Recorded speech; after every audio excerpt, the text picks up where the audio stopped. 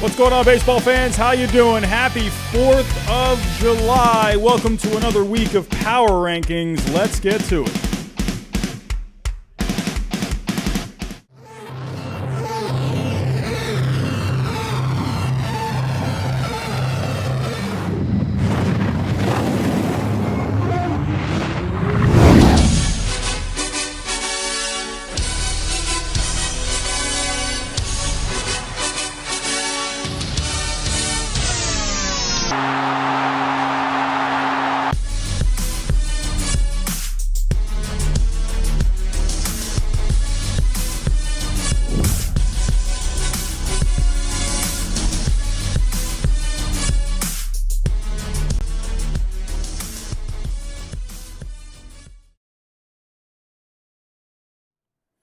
And what's going on, baseball fans? How are we doing? Hello. What is going on? Happy 4th of July, everyone. Hope everyone is well. Hope everyone had a good day today. Hope everyone had a good holiday. Happy America Day. What's going on, everyone? How are we doing? Kyle, what's going on? Alfredo, hello. Ari, Matthew, Mr. Chicken, MLB, Joey, John, Christian, Pee-wee, Pierre, fantastic name. Oh my God. Chris Wiedner, what's going on? John, hello. Shorty, Caden, Brady, what's going on? Jackson, the moderator, is in the chat. What's going on? How are we doing? I see Mark Satterfield, what's going on? Hello. Diglet Gaming, welcome. Wesley Chad Larks, hello. JJ Patterson, what's going on? Have I missed anyone? Hello. Another good week of baseball. Good win for my Red Sox today. Sorry to start the stream off with a little bit of bias, but man, good game for my Red Sox today. Not a lot of scoring, but some good pitching for my Red Sox today. A tough loss last night for my Red Sox, but the Yankees, oh my. Oh, Yankee fans, I'm feeling for you right now. I am feeling for you. I'm one of those Red Sox fans where, hey, I respect the heck out of the Yankees.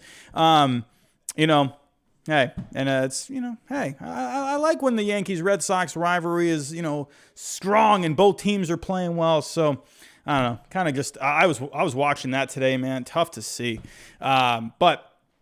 We have some All-Star Game rosters to take a look at. And, of course, we are going to be taking a look at the All-Star Game rosters, like I just said, and the Power Rankings, of course. So we have 50 people in the chat. That's a good way to start. Before we do get to the Power Rankings and everything else, let me just do this really quick. If you can, hit that subscribe button, the like button. Everyone. I'm telling you, if you are new, hit that subscribe button. If you look right now, we are at 7.96K subscribers. We are closing in on 8,000 subscribers. I was hoping to get to 7,000 by the All-Star break, and we have just exploded on this channel in the last month. And oh my, we are closing in on 8K. So if you are new, hit that subscribe button for me and join the little community that we have been building. Hopefully we can get to 10K by the end of the season. If you guys can, share this stream wherever you may feel fits right for you. And that is all I have.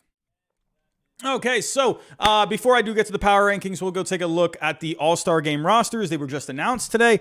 So let's go take a look at the American League and the National League. So let's take a look here. And so we got the All-Star Game rosters. We just had the voting finish up this past week. We had some snubs. Ooh, let me actually move myself really quick. I am a little over here.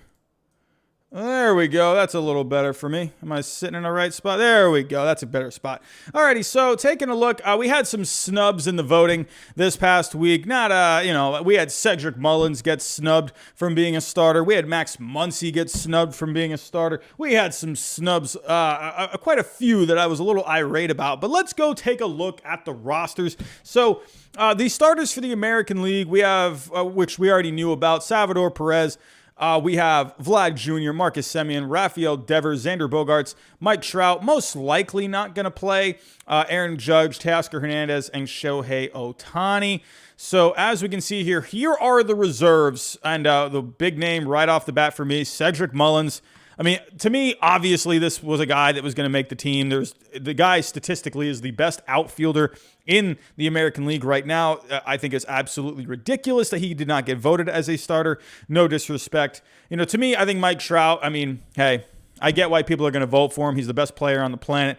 But, hey, Mike Trout, to me, he deserves a mulligan for this one. I know he hasn't played all that much, but it's Mike Trout. To me, hey, no disrespect to Teoscar Hernandez, but this should have been Cedric Mullins' spot. So most likely we will see Cedric Mullins get the start over a Mike Trout. I think that's well-deserved. I'm glad guys like Adolis Garcia made it. Joey Gallo has been just on fire recently. Matt Olson was a guy that got snubbed from the voting. He didn't even make it to the top 3 in the voting, so good for him. I'm really glad someone like Mike Zunino got in. I think he's having a great season. Sure, maybe he does a little better against left-handed pitching, but I think with Mike Zunino, this is a guy where he's just been going off this year. A ton of power from him this year. I mean, even Jose Altuve, I mean, say what you will about him, but the guy's having a really good season. Some very good picks here. JD Martinez, I think, deserves to go on. No bias there. The guy's is having a very good season. As to the pictures, this is kind of the more interesting one. So very cool seeing Nathan Ivaldi get selected to the All Star Game. The guy's having a great season. He's ranked number 1 on Fangraphs right now as the best pitcher in the American League. Fangraphs and Baseball Reference, they tend to defer on how they rank their pitchers in terms of wins above replacement. On Baseball Reference, you will see Kyle Gibson as the number 1 guy. Actually, the way Garrett Cole has been pitching lately, another rough start for Garrett Cole lately. And so Garrett Cole, my goodness, but the guy was having a really good year. I mean, you hate to see that maybe the sticky stuff was the reason, but I don't know, man. Hey, Garrett Richards, he even said himself, he basically had to reinvent himself last start. And the guy ended up pitching not that bad yesterday. So, I don't know. It seems like Garrett Cole's still trying to figure it out. But this one is very interesting. Aroldis Chapman making it. I actually want to go take a look here at some leaderboards. See if there was anyone left off here. So, I'm pretty sure most of the most of the batting leaders right now, I think, all pretty much made it for the most part. So let's go take a look at the American League first. And so taking a look here, it looks like all of these guys. I mean, actually, Yohan Moncada. Did Yohan Moncada make it? Oh, Yohan Moncada didn't make it. That's very interesting. Very interesting. As of right now, Yohan Moncada ranks 11th overall in wins above replacement. So I'm guessing, well, they have Jose Ramirez. I mean, Jose Ramirez, I think, is having a slightly better season to where, I mean, he's definitely hitting for more power. I mean, Yohan Moncada is having a very respectable year. In terms of wins above replacement, I mean, he's doing pretty good, but it looks like they decided to go with the Jose Ramirez instead. The guy's hitting for way more power, driving in way more runs, still getting on base, still got a very good slugging. The problem with Yohan Moncada is the slugging isn't very high. He's not doing much to drive in runs, but the guy's getting on base at the top of the lineup. So you could make an argument for maybe Yohan Moncada being here. Continuing on, I like that Michael Brantley made it as well. Jared Walsh, a very underrated player, I think. We actually had that as a hot take the other day. So Jared Walsh, I'm glad to see. I think it would have been cool maybe to see a Whit Merrifield in there. Actually, Mark Canha. Did Mark Canha make it? Very good on base from him. Decent slugging. I mean, nothing crazy, but, I think maybe you could make an argument for a Mark Canha in there. I'm glad Jared Walsh got in. I think that's a good, guys, hitting a ton of RBIs, ton of power. But interesting. I think Nelson Cruz made it. Very interesting that Nelson Cruz, he's having a good season. So, he's 18 home runs, 45 RBIs. Yeah, the guy's having a pretty solid season. It's just kind of funny that they have 2 designated hitters here, which kind of makes sense for the All-Star game just because, pinch hitters and whatnot. So it kind of makes sense in that sense. But, I just said sense twice. I don't know. But, I think I maybe would have rather have, maybe gone. I'm thinking, am I missing someone here? Yuli Gurriel, did he make it? No, Yuli Gurriel was in the top 3. And that's really funny because Yuli Gurriel was in the top 3 in the voting for the first base, and Matt Olson wasn't. And Matt Olson ended up making the team over him. So I think that's pretty funny. But But yeah, so it looks like, I mean, you could maybe make an argument for Yordan Alvarez possibly over even someone like a Nelson Cruz. So, I mean, he actually has a better offense according to Fangraphs than a Nelson Cruz. So, kind of interesting Yordan Alvarez didn't get in there. So, maybe they just wanted to give some love to the Twins. It looks like the Twins didn't have anyone. Yeah, so I guess that makes sense. Maybe they wanted to get someone from the Twins on there. I mean, Houston already has. How many does Houston have? Houston has 1, 2, 3. Is that it? Okay, only 3 for Houston. Okay, so maybe they just want to get someone from the Twins on there. But yeah, so let's go take a look at the pictures real quick. So I want to take a look at the American League starters as of right now. We got 86 people in the chat. Whoa, we got a super chat coming in. Kyle Duffield with a 279 super chat. Yes, Bo Bichette getting in there. A very good season for Bo Bichette so far. Absolutely. Absolutely. Bo Bichette definitely think deserved it. Thank you very much, Kyle Duffield. Really appreciate that. But let's go take a look at some of the pictures. Again, Nathan Ivaldi is very interesting on Fangraphs. They actually rank him the number 1 overall in the American League right now. Fangraphs, they kind of weigh some different things. They take into account the FIP and the XFIP a lot. If you go to Baseball Reference, you won't see Nathan Ivaldi at the top. I believe you're going to see a Kyle Gibson at the top there, whereas here he ranks 10. So Fangraphs and Baseball Reference tend to defer in that way. But let's take a look at some of these pictures here. So Shane Bieber, I think, is having a very good year. It's just funny with Garrett Cole because the guy's just been getting lit up lately. I think all these guys are very deserving. If we take a look at some other pictures here, I mean, it would have been great to see a Tyler Glasnow. Unfortunately, got hurt. So you could maybe even make an argument for someone like a Sean Manaea, who's been pretty solid for Oakland. So taking a look. Yeah, very interesting. So you see Kikuchi. Where is he at right now? You see Kikuchi's number 21. So there's a lot of guys. You could even maybe had made an argument for a Nick Pivetta. I'm not trying to be biased there, but Nick Pivetta is having a pretty decent bounce-back season for the Red Sox this year. The guy's just been struggling for the last couple of years. Very interesting. Did Lucas Giolito make it? Oh, wow. Lucas Giolito did not make it. Ooh, wow. I mean, I know Lucas Giolito has had his struggles this year, but, I mean, I feel like the guy's been pitching rather well as of late. So he's having a pretty good year. You could say Lucas Giolito can make it over someone like a UC Kikuchi. Maybe they did that to get a guy from the Mariners on there. I don't think there's one Mariners player. I think UC Kikuchi is the only guy representing the Mariners. So Carlos Rodon, I'm really glad got a spot. Lance Lynn's been doing, I feel like Lance Lynn is not really getting a lot of attention this year. I feel I'm not hearing much about Lance Lynn this year. The guy's having a phenomenal season. Oh, we got another super chat. Ivaldi reminds me of Lackey. Yeah, Ivaldi, it's funny, Ivaldi, where, he had the Tommy John stuff in the past. Lackey ended up having that. But Ivaldi's kind of just turned into like this really solid guy, Ghost Boom Dad, or Ghost Boom Dab. I just called him Ghost Boom Dad. But yeah, I feel like Ivaldi is he's just turning into that solid guy that Lackey was in 2013. John Lackey in 2013 was so good that year for the Red Sox. He was so solid. But yeah, so overall, I mean, I think you can make an argument for some of these guys to make it in. You can maybe even make an argument, like I said, for a Lucas Giolito. Maybe even like a Jose Barrios could have gotten in too. Jose Barrios has been pretty good this year. So even maybe, I don't know, maybe not Jordan Montgomery so much, not very high on the strikeouts, but you could have made an argument for a couple of guys. Relief pictures, though, very interesting. Let's go take a look at the relief pictures for the American League. Everyone, wow, we are over 100 people now in the chat. Everyone, we will be getting to the power rankings here shortly. I'm just taking some time to go over the All Star Game rosters for now. So, but yeah, if anyone is new, we are so close to 8,000 subscribers. We are within 30 subscribers. So if you know anyone that maybe would want to subscribe to this channel, if you are new, hit that subscribe button. We're closing in on a milestone tonight here on the 4th of July. But taking a look here at the relievers in the American League, Matt Barnes, I think, was the easy choice. Not trying to be biased, I'm sorry, but Matt Barnes has been phenomenal this year. Ryan Presley, did you make it? Ryan Presley did make it. Let's take a look. Scott Barlow He has been great this year. Did Scott Barlow make it? Wow, Scott Barlow did not make it. Wow, Scott Barlow's been having a very solid season out of the bullpen. I mean, he doesn't have a lot of saves, so I get that. But, man, what a good season he's having.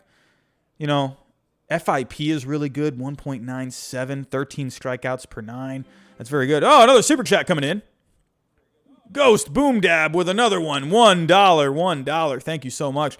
I see you, MLB Joey. Aaron Loop. Aaron Loop has been having a pretty decent year. You know, even someone like a Jonathan Loaisiga, look out for Jonathan Loaisiga to maybe take over some of the closing duties for the Yankees, at least in the near future. I wonder after Aroldis Chapman today blowing that save, I wonder if maybe they're going to start giving Jonathan Loaisiga some time in that closer role. He has been really good this year for the Yankees. You could maybe make an argument for him to be on the All-Star team, but it looks like they were going with closers for the most part. How about an Emmanuel Clace? Did an Emmanuel Clace make it? Wow, Emmanuel Clace did not make it. Wow. Man, Fuzzy has got to be disappointed. Fuzzy, where are you at, my friend? Please tell me how you feel about Emmanuel Clace. What a year he's been having. A 1.07 ERA. I know that FIP is a full run higher, but it's still a good FIP. I mean, Emmanuel Clace, man, I think he's been having a pretty good year. You could maybe make an argument for him. He's got 11 saves. How about Paul Fry actually had some, it looks like he's been struggling lately. Last time I checked, his numbers were pretty good. But, you know, maybe even someone like a James Karinchak could have been in there too. I don't know. Liam Hendricks, I think, is fine. Liam Hendricks has been fine. Gregory Soto, we got Ghost Doom. Wow, your name is messing me all up. Boom Dab with a $10 super chat. Whoa, 100 people on and only 34 likes. Whoa, Ghost Boom Dab calling everyone out in the chat. Everyone hit that like button for me. Let's get to 100 likes tonight. Wow, Ghost Boom Dab, thank you so much for that. Love that, my friend. Really appreciate that $10 super chat. Thank you so much. You're going crazy tonight, my friend. Thank you again. But it's very interesting with a Gregory Soto making it. Where is he even at on here? Was he the only Tigers player to make this All-Star team? That could have been the reason why. Very interesting. Yeah, I think that's the only Tigers player to make the All-Star team. So I think they have that rule in place, I believe, where you have to have one representative from every team. I think every team is being represented here. I'm trying to think. We had a Seattle player. We had, a couple from Texas. Texas actually had, about 3? Texas actually had it's funny with Texas, that not a great team, but they got 3 All-Stars. So, yeah. I believe, I think you still have to have one representative from every team. I could be wrong on that. Let me know in the chat if I'm wrong. But yeah, Gregory Soto, I'm not seeing him on Fangraphs here. How's he doing? I mean, interesting. I mean, it looks like he's having a pretty good year, 2.94 ERA. But according to Fangraphs here, man, it looks like, here he is, Gregory Soto. He's the 28th reliever right now. And but interesting that Jose Cisnero did not make it. According to Fangraphs, he's a little better. But, and he's got, I mean, again, it looks like they really favored guys that had more saves. But, 11 strikeouts per 9. How many did Soto have? 10. Very interesting. I think you could have made an argument. It's not that big of a deal, but Jose Cisnero, I think you could have made an argument for him to make it. So, interesting. Get some interesting ones here. I find some of these pretty interesting. Let's go take a look at the National League, and then we are going to get to the power rankings for the week. So, taking a look at the National League, our starters, Buster Posey, Freddie Freeman, should have been Max Muncy, Adam Frazier, Nolan Arenado, Fernando Tatis Jr., Ronald Acuna Jr., Nick Castellanos, Jesse Winker. But taking a look at the reserves, so let's take a look here at the National League. Let's see if there's anyone that maybe they missed. We got 120 people in the chat. That is awesome to see. Hopefully we can get to 200 tonight. We were not able to get to 200 last week. We barely missed. But let's see if we can get to 200 people tonight. So I know. So Fernando Tatis is in. Ronald Acuna. How about Trey Turner? Are you on there? Thank you. Okay, thank God Trey Turner is on here. Max Muncy, good. Jake Cronenworth, thank you. I think Jake Cronenworth should have been in. Jake Cronenworth didn't even get in the final 3 of the voting. Taking a look, Chris Bryant, good. JT Realmuto, good. Chris Taylor, I think, is actually a very good pick. Kyle Schwarber, thank God he got on, but it looks like he's probably not going to be able to play. Unfortunately, he had a pretty bad injury with his hamstring. Tough to see because that guy's just been going off lately. So how about Justin Turner? Do we got Justin Turner in here? Ooh, no Justin Turner. So maybe you could see someone like Justin Turner take over for Schwarber. Maybe. Very interesting. Justin Turner, Seattle Town M's with a $5 super chat. You guys are going crazy with the super chats. Glad I didn't miss my weekly dose of Robbie saying, look at the Mariners. Hey, look at the Mariners. We'll have to take a look at the Mariners in the power rankings here. But yeah, so taking a look, I think Brandon Crawford was a good pick. Mookie's been picking it up a little bit lately. Where's Mookie Betts as of right now? So yeah, I think Mookie Betts, hey, he's one of the faces of the game. He's having a pretty decent year. He's picking it up lately. So I'm cool with that. Justin Turner, I'm surprised didn't get in. He's having a very good year. He's having a better year than Mookie. By far. He's got more home runs. He's got more RBIs. He has a better batting average. He has a better on base. He has a better slugging. Whoa, Ghost Boom Dab with another $5 super chat. Seattle Town Mariners have an underrated rotation. Hey, the Mariners, they're starting to pick it up lately. I'm really excited for the Mariners in the future. But yeah, I'm very interested to see why Justin Turner was not selected for the All-Star team. He is having a better season than Mookie Betts. If we take a look at the stats, he's slightly a little better than Chris Taylor this year. So why didn't Justin Turner make this team? I don't know. I'm guessing probably just so they can get a representative for every team. And Eduardo Escobar, I think, is interesting. Again, I think it's because they had to get a representative from every team, which, I'm not really I understand why they do it, but I don't know. Eduardo Escobar, if we take a look at what he's doing, taking a look, he's not having a bad year. He's got hitting for some power, some RBIs. You'd like to see that on base be a little bit better. But Eduardo Escobar, he most likely is going to be going to another team soon. It looks like those talks with the White Sox have cooled recently because other teams are starting to jump in on the trade talks. Because I think Eduardo Escobar would be a great fit on a lot of teams. So have to keep an eye out on where he goes. But I think you should have found a way to put Justin Turner onto this team.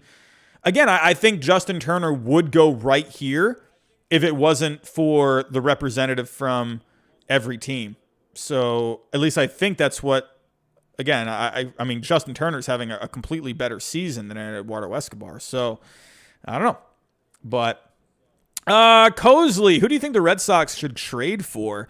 I'd like to see maybe another bullpen arm. We kind of saw the bullpen get a little short yesterday in their loss. So I wouldn't mind another bullpen arm. I think that'd be cool. Maybe, I don't know if the Mariners would be up to maybe trading away a Kendall Graveman maybe. It's going to be interesting to see how Bloom does it. I'd love to get someone like a Michael Fulmer who's under control. So, but yeah, that's what I would like for the Red Sox to get another reliever. Maybe a left-handed bat off for the bench. I think that could be pretty good. So, but yeah, here we go. Going to the pitchers now.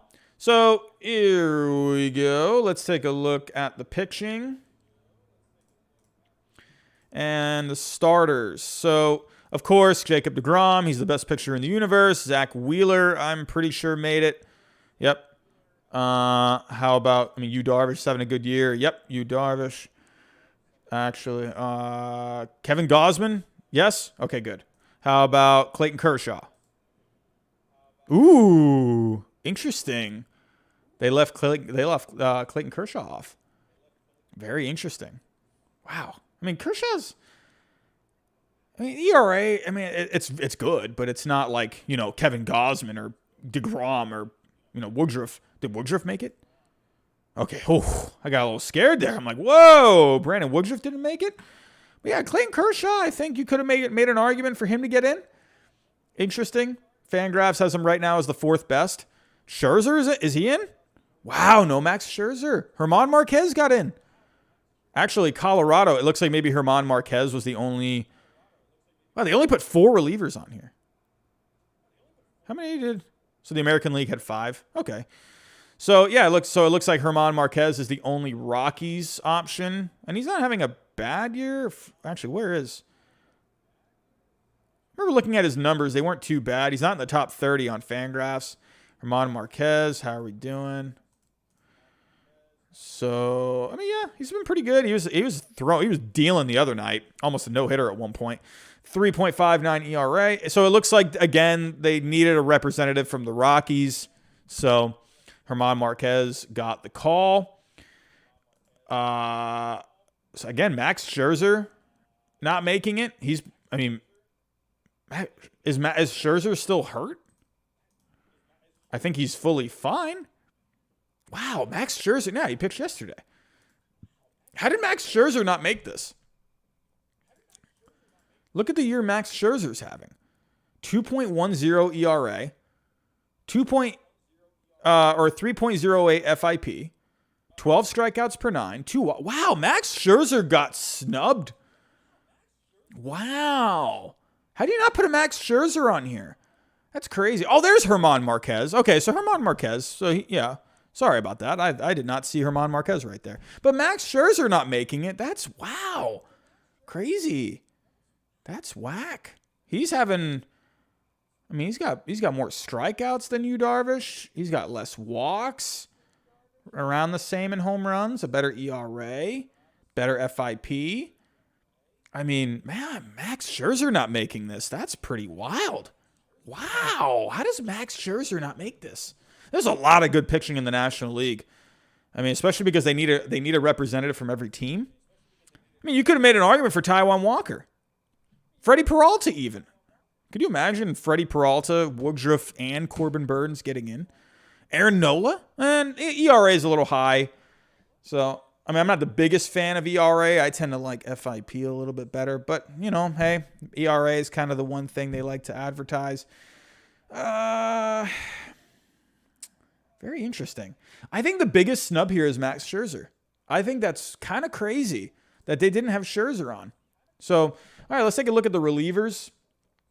That's not going to take long. There's only 4 of them. 150 people in the chat, and we have yet to even start the power rankings. We're just going over these All-Star Game rosters. So, yeah, Josh Hader, he's the best guy. He's the best reliever in the National League. Craig Kimbrell, did you make it? Oh, I thought for some reason I didn't see his name. Craig Kimbrell having a great year with the Cubs. Mark Melancon.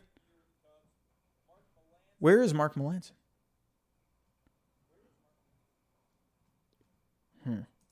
Hold on. Let me do. Where's Mark Melancon at? Hold on a second. Whoa, hold on a second. Mark Melancon. Why isn't he on? Where is he?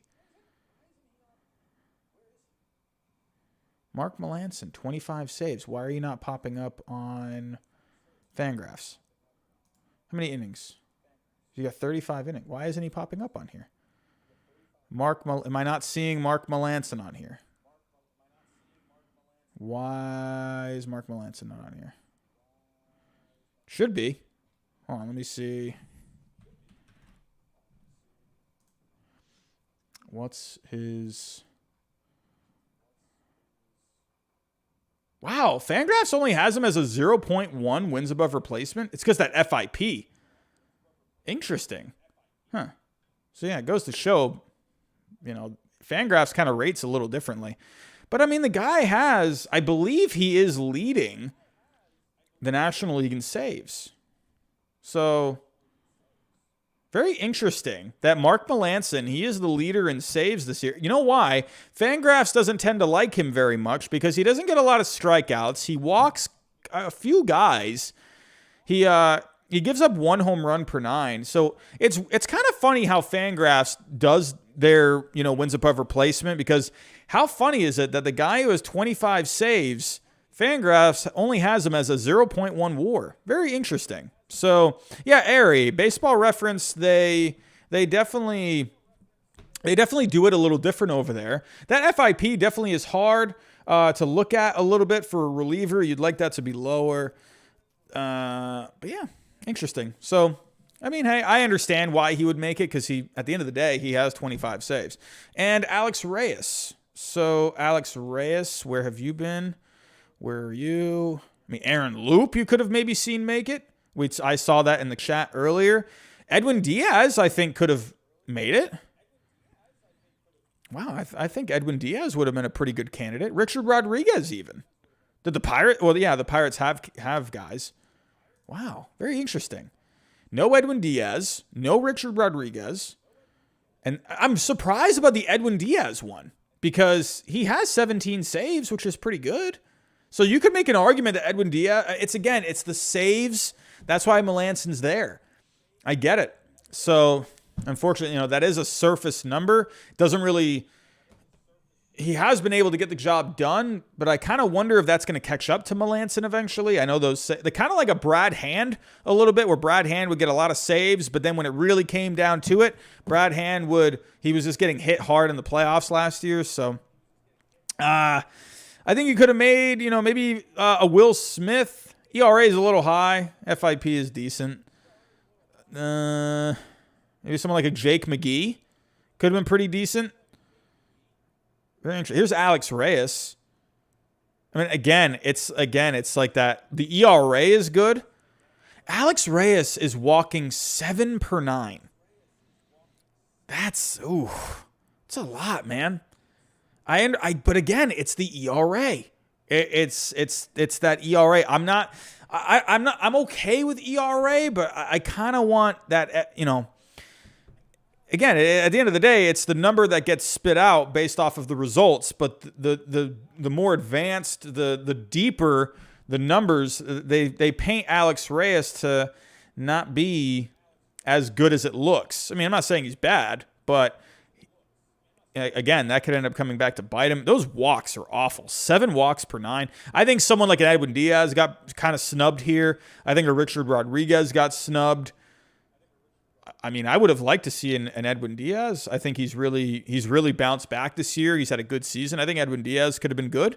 So, yes, Pee Wee Pierre, lower FIP is better.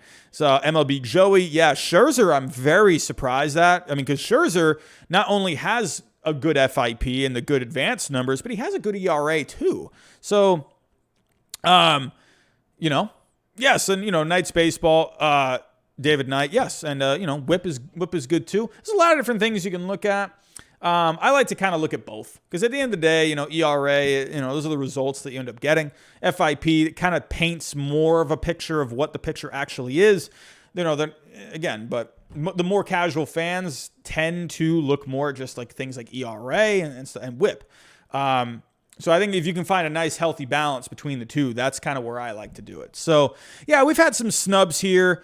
We got some guys that should have made it. We got some guys maybe that shouldn't have made it. Again, it all comes down to your opinion. I think, I would have to say one of the biggest snubs, kind of wonder if, I feel like maybe Max Scherzer might be my biggest snub. Now, I mean, that's pretty rough that Scherzer didn't get in. I wonder if Major League Baseball maybe feeling a certain type of way about how he reacted about something. I don't know. Very weird to not see a Max Scherzer there. So, hey, Joe Musgrove too, Bailey Smith. Joe Musgrove, he's having a pretty decent year. Let me actually go, where is Joe Musgrove on? So, Darvish. Yeah, Musgrove. Yeah, I could see an argument for Musgrove too. I could definitely see it. JD Games with the $2 super chat. Chris Flexon was snubbed. Real quick, before I get to those power rankings, let me honor that super chat. Let's go take a look at Chris Flexon. There it is. Here we go. Chris Flexon. Yeah. ERA a little high. You would like to see a few more strikeouts, I think, around 6 strikeouts per 9. But he's been getting the results, and you could maybe, it would have been nice to maybe see him. Not quite sure if he was quite there, but a very good season for Chris Flexon for me. So, MLB Joey, is Taijuan Walker replacing DeGrom? Hey, that's pretty cool, if you ask me. Or Scherzer. I could see Scherzer. I mean, God, I still can't believe he didn't make it. Anyway, let's get to the power rankings here. So let's go ahead and get started. We are at around 150 people. We got another super chat coming in. Sermon King, what about Clayton Kershaw or Julio Urias? Definitely Kershaw. I think Kershaw was a guy definitely should have gotten some attention. Once again, if we take a look at the National League, I mean, Clayton Kershaw, as of right now on Fangraphs, we got he is right now 5th overall. So in wins above replacement, according to Fangraphs. So Julio Urias, if you take a look at him too, he's 16th overall. So yeah, I think there's going to be some things where people are, they're going to, you can make a case for a lot of guys here. I think so. So, hey, at the end of the day, it is what it is. You'll see some guys get in, but I really think there needs to be something done with the All-Star voting. But the All-Star voting, to me, I think there needs to be some kind of a balance. I think there needs to be, I like the fan voting, but there's just always these snubs every single year. And I don't know what you do. I was kind of thinking about it the other day, and I was kind of thinking, maybe if they take maybe they follow a certain, like a baseball reference or, Fangraphs. If you can pick maybe the top statistical leaders from each position and maybe you could vote for those guys, I think maybe that can make it fair. Maybe managers can pick, 3 to 5 candidates for each position and people can vote for that. So I don't know. I just feel like a lot of the times with this fan voting, I feel like there ends up being a lot of misses and guys end up getting snubbed. And there are some guys that were very deserving this year who didn't even make it into the top 3 in the final, for the second round of the voting. Cedric Mullins, who is statistically the best outfielder in the American League, didn't get in. And that to me is a problem. So I don't know. I think there needs to be some kind of a change. Maybe you can do the statistical leaders, maybe like the top 5 guys at each position or top 3 or whatever, based on, maybe MLB.com, they come up with their own, wins above replacement system or whatever, or they follow Baseball Reference or something like that. I don't know. But I guess I think there's a lot of guys who, like a Gavin Lux, he should have been nowhere near the final 3 for the voting. He shouldn't have been in there. Jake Cronenworth should have been in there. So I don't know. That to me is wow. It sounds like a war zone out there because it is 4th of July and there are fireworks going off. I'm sure some of you have fireworks going off outside your window right now. It sounds like a war zone out there. But so if you hear anything, I apologize. But yeah, I don't know. MLB, Major League Baseball, they need to come up with some kind of a system, I think, for the voting, because I think there was a lot of noticeable snubs this year, a lot of wrong choices based off of just the fact that people want to vote for their favorite player. To me, I think it's fine if you want to vote for your favorite player, but I think you also have to be kind of fair in that sense to where, if you're a Dodgers fan, I get it, you like Gavin Lux, but you shouldn't have picked him. I'm sorry, but hey, what can you do? I don't know. What can you do? So, alrighty, everyone, let's get to the power rankings. You guys have waited long enough. Let's get to it.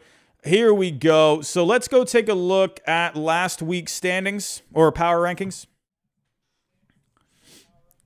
Alrighty, so here was last week. My A pluses, I had the Astros and the Giants. We had the White Sox and the Padres, the Rays, the Dodgers, and the Red Sox as A's. The A's are my only B plus team. We had the Blue Jays, Cubs, Mets, Brewers, and the Bs. We had the Nationals, Yankees, Mariners, Indians as C plus. For the C's, we had the Phillies, Angels, Braves, Reds. For the D's, we had the Tigers, Marlins, Twins, Royals, Cardinals. For the F's, we had the Diamondbacks, Orioles, Pirates, Rangers, and Rockies. We got a super chat coming in. Ghost Boom Dab comes through again. Oh my. He is just going off tonight. You are going crazy, my friend. 162 people on 69 likes. Really hit that like button. Ghost Boom Dab is calling out people in the chat right now. Ghost Boom Dab, you are fantastic tonight. Really supporting the show, really supporting the channel. You are an MVP kind of a player tonight, my friend. Thank you so much for that. Also, everyone, we are closing in on 8,000 subscribers. 8,000 subscribers. We are so close. We are within 30. So if you are new, hit that subscribe button. So let's get to the power rankings here. Here we go. As always, the way I do this is I rank from A+ to F. Again, these were last week's. I go by the overall standings in the major leagues. I start at the bottom and I work my way to the top. We take a look at stats. We take a look at everything. I go based off of how they've been doing lately. I take a look at where they rank overall in the offense, in the starting pitching, in the bullpen. I also take a look at recent stats as well. I do my best. I'm not going to make everyone happy all the time, but what can you do? Let me move this over just a little bit. 1 second here. There we go. Okay. Is that a little bit better? There we go. Now we can see the logos for each team. So here we go. We're going to start all the way at the bottom. And again, I'm not going to waste too much time on these teams in the bottom. Diamondbacks, Orioles, Pirates, they're going to go back to the Fs. Oh, also, at the end of this, everyone, I will be doing a top 10. These are the top 10 last week. At number 10, I had the Brewers. 9, I had Blue Jays. 8, I had the A's. 7, I had the Rays. 6, I had the Red Sox. Padres were at number 5. Dodgers were at number 4. White Sox were at number 3. Giants were at number 2 for me. And the Astros were at number 1. So I will be doing this at the end. I will not forget. So we will get back to that near the end. So I'm not going to waste too much time with these teams on the bottom. I'm still going to keep the Diamondbacks as an F. I mean, this team, again, to me, I think the only noticeable story right now for the Diamondbacks, they just stink. But they got some. Also, Ketel Marte, word on the block is he might not be traded. We got another super chat coming in. Oh my God. Ghost Boom Dab with another one. $20 this time. Tell a friend. Hashtag Robbie Hyde MLB. I really appreciate that, my friend. Hey, let's get it trending. Let's go put that on Twitter. Hey, get this channel out there. If you guys can. If there's anything you guys can do to get this channel out there, hey, that'd be great. If we can just keep growing here, that'd be fantastic. So, Ghost Boom Dab, man, you have been an MVP tonight. You have been fantastic.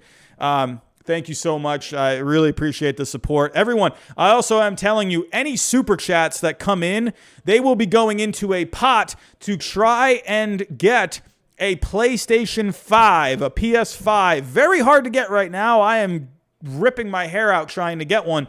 But, another super chat coming in. Oh, Seattle Town M's with another one. $2 super chat. 10K subs by the end of the season. You deserve it, my dude. Thank you so much. Hey, we're working hard over here. We're working hard. We're chugging along every single day. Hopefully we can get to 10K by the end of the season. That would be amazing if we could. Thank you so much, guys. I appreciate these super chats. But any super chats coming in will be going towards a PS5. I would love to start playing MLB The Show weekly for you guys, whether it's, I don't know, whatever, Road to the Show or rebuilding teams or whatever. So any super chats right now are going towards a PS5. So if you feel like donating, there you go. That's what it's going to go to. So appreciate that. But all right, back to the power rankings. So Diamondbacks, here we go. Diamondbacks right now, the only story with them, Ketel Marte. They were saying probably not going to get traded. Probably, they want to hang on to him. I could see the argument for that because I think the Diamondbacks have some pretty talented players on that team. Because as bad as the Diamondbacks have been this year, I don't think I really think they could have a decent offseason and get right back on track. There's some good guys. There's some good young guys in that farm system too. Look out for the Diamondbacks. A horrible season this year. I could see them hanging on to a Ketel Marte. He's under control. Eduardo Escobar, I definitely think is going to be gone soon. I don't think it really makes much sense to hang on to him. But Ketel Marte, I definitely could see them hanging on to. I could also maybe see them, maybe they're playing a little hardball here, saying, no, we're not trading Ketel Marte. Maybe trying to drive that price up a little bit. So we'll have to wait and see. But Diamondbacks, yeah, easy F for me. So Baltimore, yeah, we're keeping you as an F. Sorry, Baltimore. I mean, you got some good pieces on that team. Hey, I love me some Cedric Mullins, but the Orioles just aren't there yet. Maybe they can hopefully get some prospects by the deadline this year. Hopefully add some pieces. Pittsburgh, yeah, we're going to keep you as an F, my friend. Again, I think Pittsburgh has some pieces that could be traded off. Got to keep rebuilding that farm, and it is what it is. Texas actually been playing a little bit better in their last 10, but for right now, I'm going to keep Texas down there. I'm not really, sure, they've been playing a little better in their last 10 games, but right now, I'm just not feeling like putting Texas up a little higher. Joey Gallo's been going off recently. I mean, the guy's just been killing it lately. What a season he's having. Could you see a Joey Gallo get traded? The Padres have been rumored to be wanting him. Basically going back to the offseason. Go back to the last trade deadline, they wanted him. So could you see Joey Gallo end up in a Padres uniform? We'll have to wait and see. Joey Gallo, I think, could be a good player for a lot of teams. We'll have to see. Minnesota, man, Minnesota looked like maybe they were starting to, light a little bit of a fire there. But Minnesota right now, I actually had the Twins as a D last week. They were playing pretty good. But it looks like maybe, are we going to keep Minnesota at a D? I'm not going to waste too much time on Minnesota right now. Again, Cruz getting to the All Star game. They did win today. So here we go. Are the Twins going to stay at an F or are they going to stay at a D? So this past week, we had not a very good week for the Twins. So, dang, I'm going to have to keep clicking back into June. Yeah, very bad week for the Twins. Overall, yeah, Twins, we're dropping you back down to an F. You lost a lot this week. Sorry. I love you. I love you, Twins. I wish you would start winning some games. Could you see Josh Donaldson get traded? So the rumor is the Mets made a phone call about Josh Donaldson, maybe just kicking the tires. Could you maybe see a Josh Donaldson maybe get paired with a Jose Berrios in a package? Maybe. Josh Donaldson, he's got a big contract, so maybe, and he's got a negative value because of that contract. Maybe if you pair a Jose Berrios with him, maybe that makes the trade a little more enticing. So I think the Twins, the way he's gotten off to his career with the Twins, maybe the Twins are kind of regretting that contract a little bit. I would like to see a Josh Donaldson maybe go to a team like the Mets who could use another bat. I know the Brewers have been red hot, but man, Josh Donaldson with the Brewers I think could be really fun. We got another person subscribing. Ermin King, what is going on, my friend? Thank you so much. Let me actually real quick want to see. Let me move that over. Just there we go, because that looked like it was cut off a little bit. So, but yeah, the Twins, they got some trade pieces. Maybe an Andrelton Simmons, I think, could be a very interesting piece to keep an eye out for, simply due to the fact that he's got a good glove. So maybe a team looking for some defense for the stretch run, maybe you could see an Andrelton Simmons. Ghost Boom Dab again. Twins need Brad Radke. I haven't heard of that name in a long time. The Twins just need to figure out a way to win, man. And I'm not even talking about just in the regular season, but they just can't win in the postseason. Now they can't win in the regular season. What is going on with the Minnesota Twins? Brad Radke, come out of retirement, my friend. So here we go. Moving on here. Again, the Twins have some trade pieces. I don't know, a very disappointing season for the Twins. The Royals, they've been just awful lately. 2-8 in their last 10. Look like another terrible week for the Royals. They lost today to the Twins like we just saw. It looked like Keller had a good game today. God, I love those Royals uniforms, man. Those powder blue uniforms. Man, can the Royals get back to being good? I liked when the Royals were good. The mid-2010s, pretty fun watching the Royals during that time. My Red Sox were kind of whatever, during that time. But it was fun to see the Royals play good baseball. My Red Sox, kicked their heinies this past week, winning 3 games there. The Royals just, I don't know. I mean, I don't know. I like the Royals, man, but they're just not playing good. I'm moving them down to an F. I'm sorry, Royals. We're moving you down to an F. You're just not playing all that good. Miami. Man, what's up with Miami this week? Plunking Ronald Acuna Jr. on the first pitch. Foolish baseball. No, was it foolish baseball? Or was it... Oh, no, sorry. Jolly Olive actually did a video a while back. I think it's called Why Do... I think it was Jolly Olive. Was it Jolly Olive? Or was it Baseball Doesn't Exist? One of those guys did a video on why the Marlins don't like Ronald Acuna Jr., and he got hit again. So, yeah, Bryant Curiel. I definitely think Pablo Lopez was... I'd like to say that was an accident. I mean, first pitch of the game, very interesting. It's just so ironic that it was the first pitch of the game. Because Pablo Lopez likes to go inside on guys. That's what makes Pablo Lopez so tough, because he goes in on the hands a lot. So Pablo Lopez, I'd like to say, hey, you know what? I don't know. Yes, MLB Joey. It was Jolly Olive. Thank you for confirming that for me. But yeah, Jolly Olive, go watch that video on why the Marlins hate Ronald Acuna Jr. Jolly Olive. Go look him up. He's partnered now with John Boy. That's very awesome. Very awesome for Jolly Olive. He's going to be covering New York Mets baseball for John Boy. Man, it would be cool to see some more Mets coverage from John Boy. So, alrighty, here we go. Back to the Marlins here. They took a loss today. Taking a look at what they did this past week. So taking a look here. Alrighty, so you lost 2 out of 3 to the Braves. So I'm pretty sure we're going to keep the Marlins. Yeah, it looks like they kind of were up and down this week. So for right now, I'm going to keep the Marlins at a D.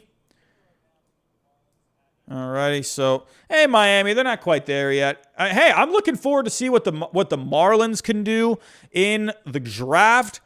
They got, I think it's the 16th pick in the draft. I'm excited to see who they can pick. That's a nice little spot in the draft this year. There's some pretty good guys in this draft coming up. I am so excited for the MLB Draft. Everyone, quick announcement, MLB Draft.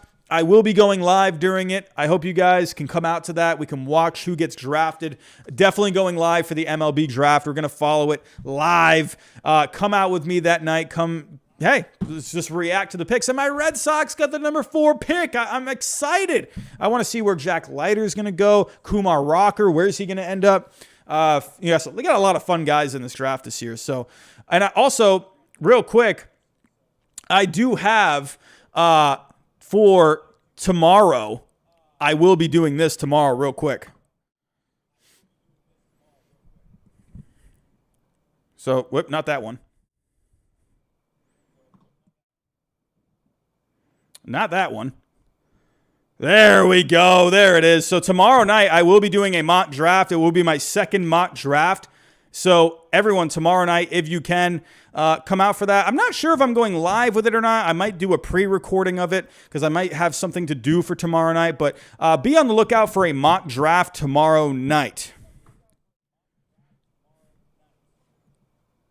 Okay, so getting back here, we have the Marlins. We have them as a D. Moving on to, hey, look at the Colorado Rockies. They're winning some games lately. Winning some games. I mean, they're not going too crazy, but they're 6-4 in their last 10. You'd like to see it. Herman Marquez pitched really good the other night. It's funny, where the Rockies right now, hey, the Rockies are 4 games behind the Cardinals.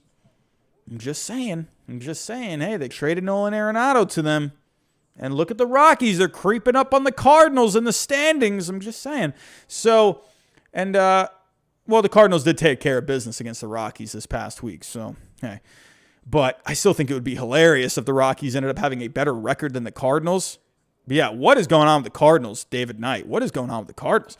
But yeah, took care of business against the Pirates. So, hey, 2 not very good teams going at it. You love to see it. And then, hey. Oh, wait. Oh, I read that wrong. They took 3 out of 4 against the Cardinals. Oh, that's hilarious. Oh, that's funny. I read this backwards. I thought I was looking at the Cardinals schedule in my head for a second. The Rockies took 3 out of 4 against the Cardinals. I think that's hilarious if you ask me. But yeah, the Rockies, hey, for right now, I had them as an F.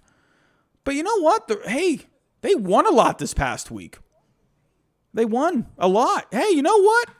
I'm going to give the Rockies a little bit of a bump. Or do I want to give the Rockies a bump?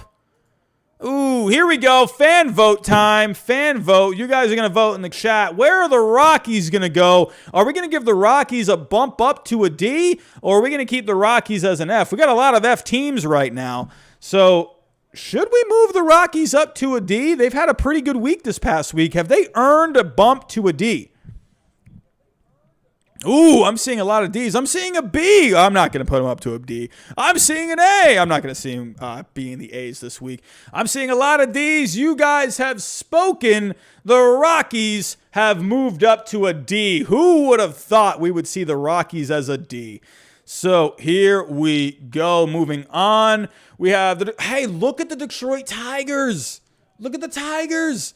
They keep winning. They keep finding ways to win. This Tigers team, they're fun. Again, Gregory Soto. I don't know if that would have been my pick to go to the All Star Game. It would have been nice to maybe see Akil Baddoo maybe go. Whatever. I just like Akil Baddoo. Here we go. Taking a look. What did they do this past week? Played the White Sox today. Hey, was it a 3-game series? Did they take 2 out of 3 against the White Sox, or was it a 4-game? They took 2 out of 3 against the White Sox. They took 2 out of 3 against the Indians. Hey, look at the Detroit Tigers. I'm gonna keep him at a D. I had him as a D last week.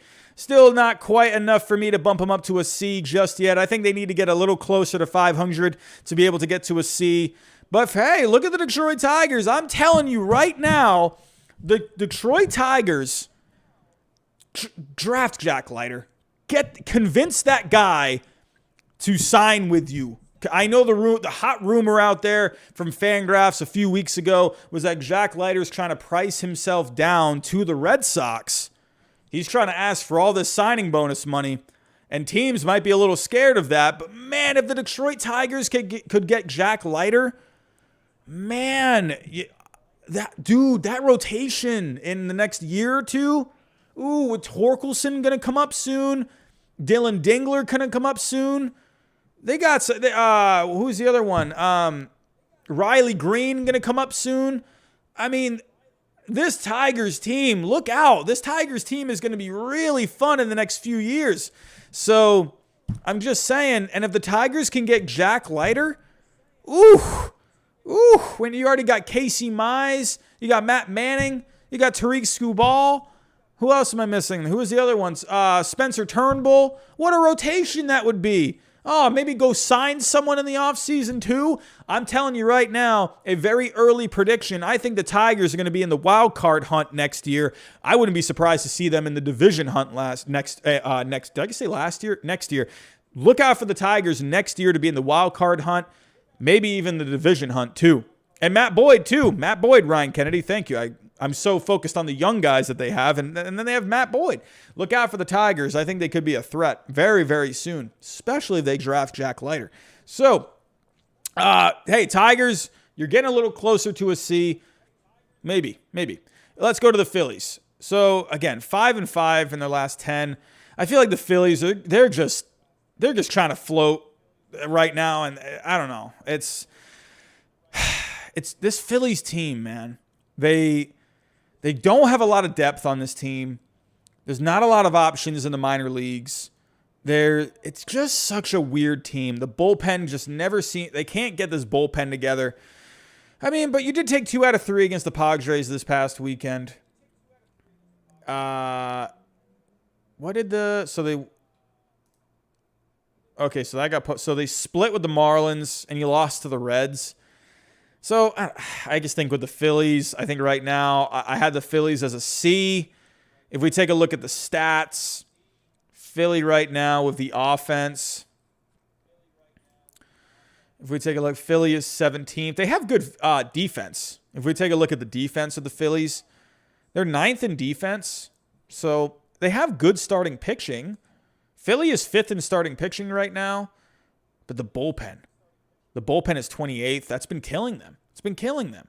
So I think just the Phillies, I mean, kind of a whatever week for them. I'm going to keep them as a C right now. I mean, you just got some good players on this team, and they're just not getting it done.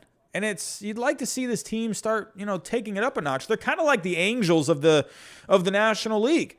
They got some good players, and it just feels like they're just getting wasted. Bryce Harper, getting wasted. JT Realmuto, getting wasted. Zach Wheeler, Zach Eflin, they're just, these guys are just getting wasted. Aaron Nola, I don't know. They're just not winning games, and that's tough to see. You got some good talent on that team, but what can you do? I don't know. So the Phillies, to me, right now, I'm just going to keep them as a C. For the St. Louis Cardinals, you just lost 3 out of 4 to the Rockies. I mean, good grief. So Cardinals I actually had as a D last week. I was pretty tough on the Cardinals last week. I think they're going to stay at a D. I mean, you did sweep the Diamondbacks, sure, but then you lost 3 out of 4 to the Rockies. I mean, this team needs starting pitching. They lost Jack Flaherty. I don't know. Do they even go out and make a trade? Is it even worth it?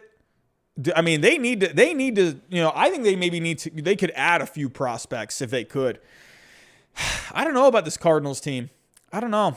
I kind of worried about this team coming into the season. I was fine with the offense. I thought the offense was fine. But the starting pitching I was worried about, and it's really showing right now. You lost Jack Flaherty. There is no depth in that starting pitching. Right now, St. Louis, they're 25th. Actually, their offense has not been that great. 25th in starting offense. They're 22nd in starting pitching. The bullpen has been okay, 14th overall. So St. Louis right now, they're just treading water. They're 12 and a half out. For the overall lead. But where are they at in the division? Let me actually pull up some division standings as well. But right now, the St. Louis Cardinals, they're 4th in the division. Man. 4th in the division. We could always, I mean, they tend to be a second half team, so we're going to have to see what they end up doing. We'll have to keep an eye out for that. Everyone, we are within 20 subscribers of 8,000. Can we get to 8,000 subscribers by the end of this stream tonight? Let's see if we can do it. Cross your fingers for 8,000 subscribers tonight. St. Louis Cardinals, again, I don't know. I'm going to keep them as a C for right now. Or you know what? I had them as a D. Do I want to? Yeah, I'm going to keep them as a D. I don't know. I don't know. I think not having Jack Flaherty really, I just don't think it's helping this team. So I'm going to keep the Cardinals as a D right now. I mean, I had them as a D last week. Not really much has changed, so I'm going to stick with it. Moving on. We have the Washington Nationals. Wow, they were red hot, and they really took a dive this past week. Losing Kyle Schwarber was a massive blow. Have we seen the end of the Nationals run for this? I mean, it looked like they were getting hot. They were getting back into it. Brandon Dillman has just subscribed. Hello. We are within 10 subscribers of 8,000. 8,000. We are within 10. Let's see if we can do it tonight. Let's see. Hopefully some new people come on into the stream tonight. But for the Nationals, they were red hot. They were doing really good. Kyle Schwarber was hitting moon shots left and right. Offense was doing good. You're seeing Joe Ross actually was pitching pretty good at one point today. And ended up taking they got a 4-game sweep of the Dodgers. But yeah, I don't know what happened today.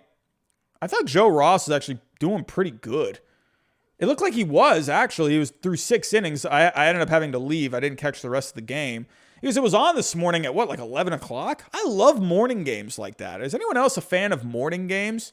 I love waking up with some coffee, watching some baseball. Can we get more morning games? Is that possible? I'd like to start my day off with some baseball if I could. But yeah, Joe Ross is actually doing pretty good. He had 11 strikeouts today, 3 earned runs.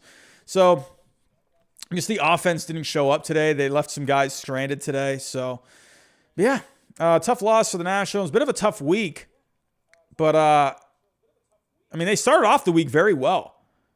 They won a game against the Mets, won a couple against the Rays, and then just a bad sweep to the Dodgers. Just bad.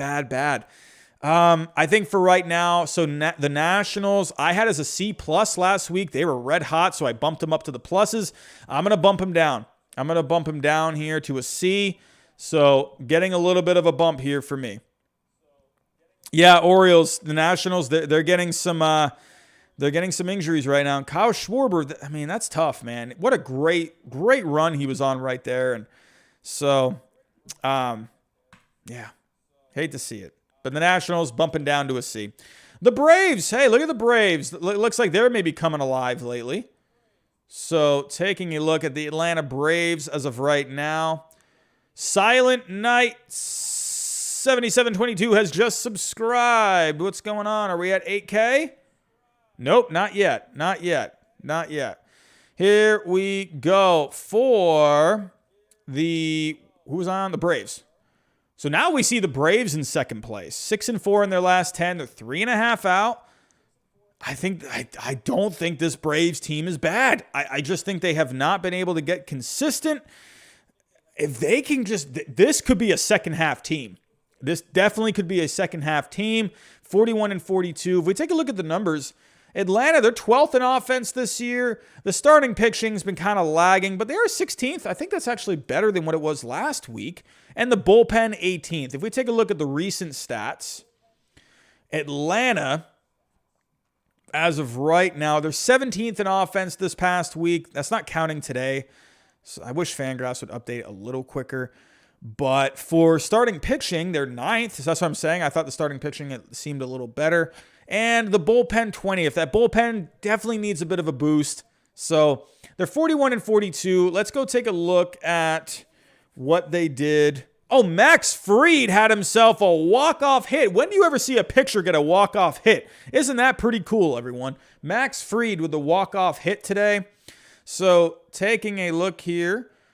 So a good weekend, 2 out of 3 against the Marlins. You won Thursday against the Mets. I mean, hey, good week for the Braves.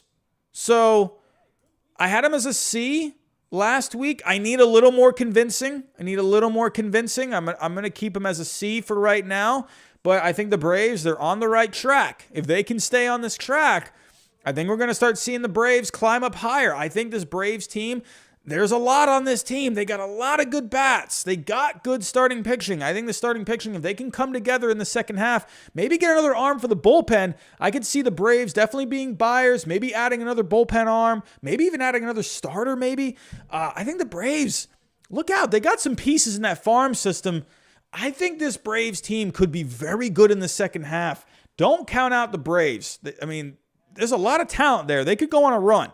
So, but yeah, going to keep the Braves as a C for right now. They're very close to a C+. Very close. They're not quite there yet. A little better than the Phillies. They're just not quite there yet. They're not quite, to me, to get up a little higher. So, ooh, here we go. Here we go. Once again, the New York Yankees. Ooh, Yankee fans. Not feeling very good. How are they doing tonight right now? Oh, brother. What is going on with this Yankees team? Okay, so the Yankees got the win. Oh, thank God they got the win. God, man. It's just tough to see. I put on Twitter today that the Yankee fans are literally melting down. The Yankee Twitter land is melting down. Thank God they got that win tonight. Oh boy, I think there might have been a riot at Yankee Stadium if they lost tonight. That would have been... They had a couple of bad losses this past week. Lost 2 out of 3 to the Angels. I mean, a good win in the second game, but you still lost 2 out of 3. I think the Yankees they're dropping. The Yankees were at an A about a month ago, but the Yankees, they're dropping down to a C. Listen, Yankees. I mean, listen, it is a good team. It's a good team. They just need to do something. I know the lazy thing to say right now would be Aaron Boone. Maybe you got to move on from an Aaron Boone. Personally, I think it's everyone. I think it's front office. I think it's people in the analytics department.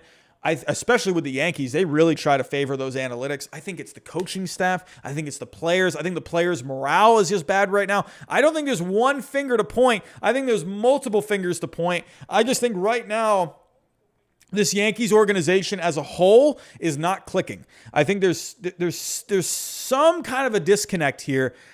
Players aren't feeling very good about themselves. Aaron Boone's not hitting the right buttons. I don't know what it is. I mean, John Boy made a decent argument today to where you could have, because I believe, was Chad Green pitching did he pitch in the first game? I believe he only threw, was it Chad Green? It was Chad Green. He only threw like 2 pitches. Yeah, he threw 2 pitches. So John Boy made the argument saying, hey, Chad Green only threw 2 pitches. We wanted to keep Chad Green in for the first, for the ninth. And then you could have saved Chapman for the second game if needed. Especially with Chapman kind of struggling lately. I think that's a good argument. Chad Green only threw 2 pitches. He's been pretty good. So why couldn't you have just gone with a Chad Green? But I really think Chapman, I think they're gonna start letting him start to build some confidence again. I wouldn't be surprised to see Chapman maybe go to middle relief for a little bit. I really think with Chapman, you got to kind of give him a break. You got to take that Edwin Diaz kind of a route that the Mets took last year. Take him out of the closer role, even if it's just for a little bit. Kind of get his confidence going again. Figure something out. It's the sliders. Something is going on with Aroldis Chapman's slider. I don't know what it is. That slider is getting hit this year. Is there actually a way? Chapman. I swear that slider is getting pounded this year. I could be wrong, but I feel, I actually agree with that. Why is Chapman in the All Star game? Chapman was doing really good. Ooh, a 4.71 ERA. Look at that ERA. But I think there's a way to look at the value of his pitches. But that slider, taking a look, I mean, it still has good movement on it. If we take a look, it actually has more movement than it did last year. So, actually, wait, no. It actually doesn't. It actually has less movement. Or no, it does have more movement. I apologize. It has more movement. But I think there's a way. So, here we go. Yeah, look at the slider. So, taking a look at the run value. He's got that's low. He ranks very low in the slider run value. But he's throwing, I mean, again, his fastball is getting hit. So he hasn't thrown many splitters or sinkers. So I think he's got to do something here with, I mean, if you take a look at the sliders in the past, look at his slider back in 2019. He had a -9 run value. So that means he is saving 9 runs with that slider. So, and then it creeped up to 1 last year. And now it's at 2. So he's giving up 2 runs. I think that's what it means. I could be wrong, but so it looks like the lower the number, the better. So if you're in the negatives, that's good. But the higher the number gets, the worse it is. So that slider is just it's progressively getting worse. It was a -6 in 2018. And then it bumped up to a -9 in 2019. Then it went up to a 1 last year. Now it's up to a 2. That fastball is getting hit. It was at -3 last year, and now it's getting hit this year. 3. So from -3 to 3. So, and the thing that back in 2019, it was at a -10, which is really good. So he needs to kind of, I think, get away from this slider a little bit. If we take a look, so batters, they're only hitting 182 against. It's weird because there's not really much to show stat-wise, but the run value is very high. However, that fastball is getting obliterated. In 61 plate appearances, where he's thrown the four-seamer. Batters are hitting 319, so it looks his fastball is getting hit. So he's just very hittable. And it looks like that slider, they're able to time it up. I think they're able to square it up because his fastball, something's going on with that fastball. He's just a mess. So Aroldis Chapman, I don't know. I think you got to take him out of that role. Go with a Jonathan Loaisiga. Go with a Chad Green. You have some other arms in that bullpen, and it's kind of surprising to me that Boone's not going with anyone else. I mean, why not? Chapman's getting his ego just destroyed right now. Build that ego back up a little bit for an Aroldis Chapman. I think this Yankees team, there's a lot to like with this Yankee team. There is. It's a good team. They're not pushing the right buttons. They don't have any kind of a flow. They have no mojo. They're not having any fun. It's a horrible situation for the Yankees right now. Everyone is just down. They're trying to figure stuff out. Out of any team that needs the All-Star break, it's the Yankees. The starting pitching has been getting affected lately. They're 10th in starting pitching. They were a top 5 in starting pitching, I believe, last week. And then the bullpen. As of right now, the Yankees still rank first overall in the bullpen. That might seem kind of weird just because Chapman's been blowing it a lot. But the Yankees, as of right now, they still do have the best bullpen overall. So lately, the Yankees have been okay on offense. They rank 15th. The Yankees in starting pitching. Look at the Yankees starting pitching lately. Not good. These guys have not been getting it done. They're 25th overall this past week. And if we take a look at the bullpen, so the bullpen, it's 11th. So it's kind of funny because that ERA is really high, but the FIP is a lot better. So Fangraphs kind of gives them a break right there. They're getting a lot of strikeouts. I believe, again, there are wins with this team. There are. They should have had 2 wins this past week. Chapman blew 2 of them. So right there, I just don't think Chapman should be closing games right now. And I think you're taking too much time where you're trying to get Chapman going, but that's not the right way to do it. It's just not. If you got a guy that's already blowing saves left and right, take him out of the role. It doesn't mean he still can't be effective in your bullpen. Put him in a different role. Put another guy out there. I don't care if Chapman cries about it or whatever. Put someone else in the role. Jonathan Loaisiga's been great. Chad Green's been good. There's guys in that bullpen that can get it done at the end. At least try. Boone just sits there on his hands, and he's like, hey, guys, we're going to turn a corner.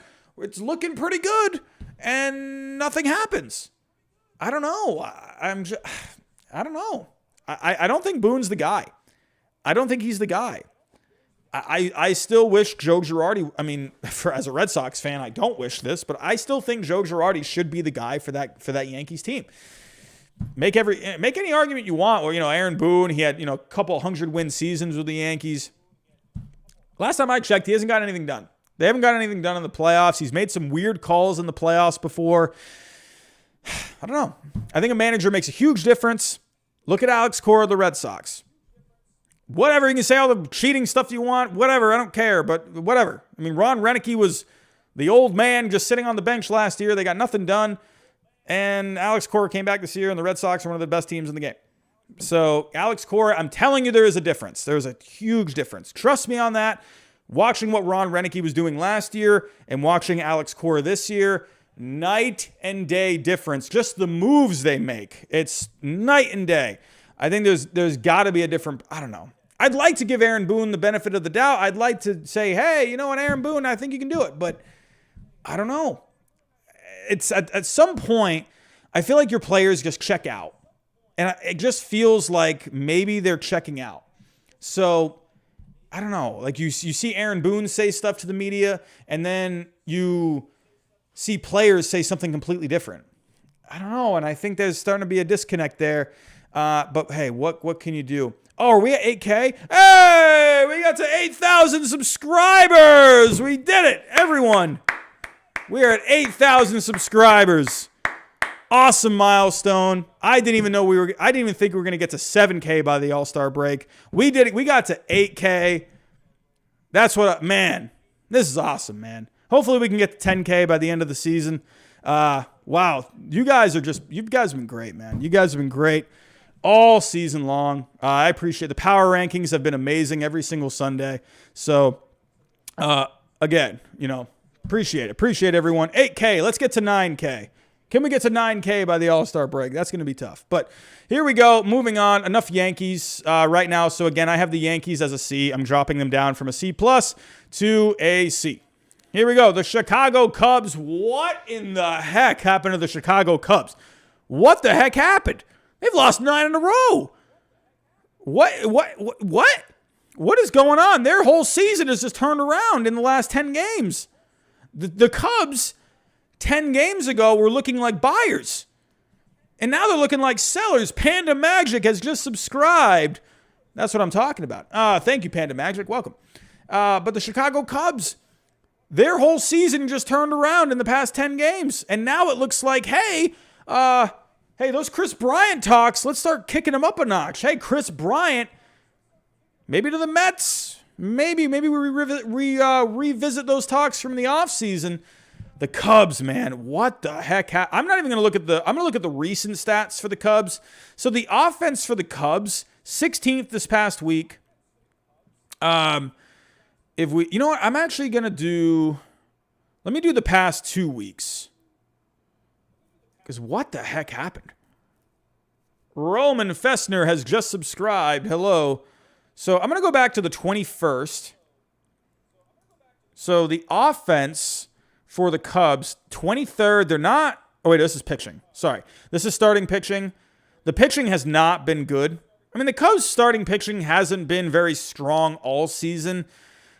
I mean, if they had Yu Darvish, imagine what they would be doing. But they're not very good starting pitching all year. If we go back to the offense, taking a look here, let's go in the past couple of weeks.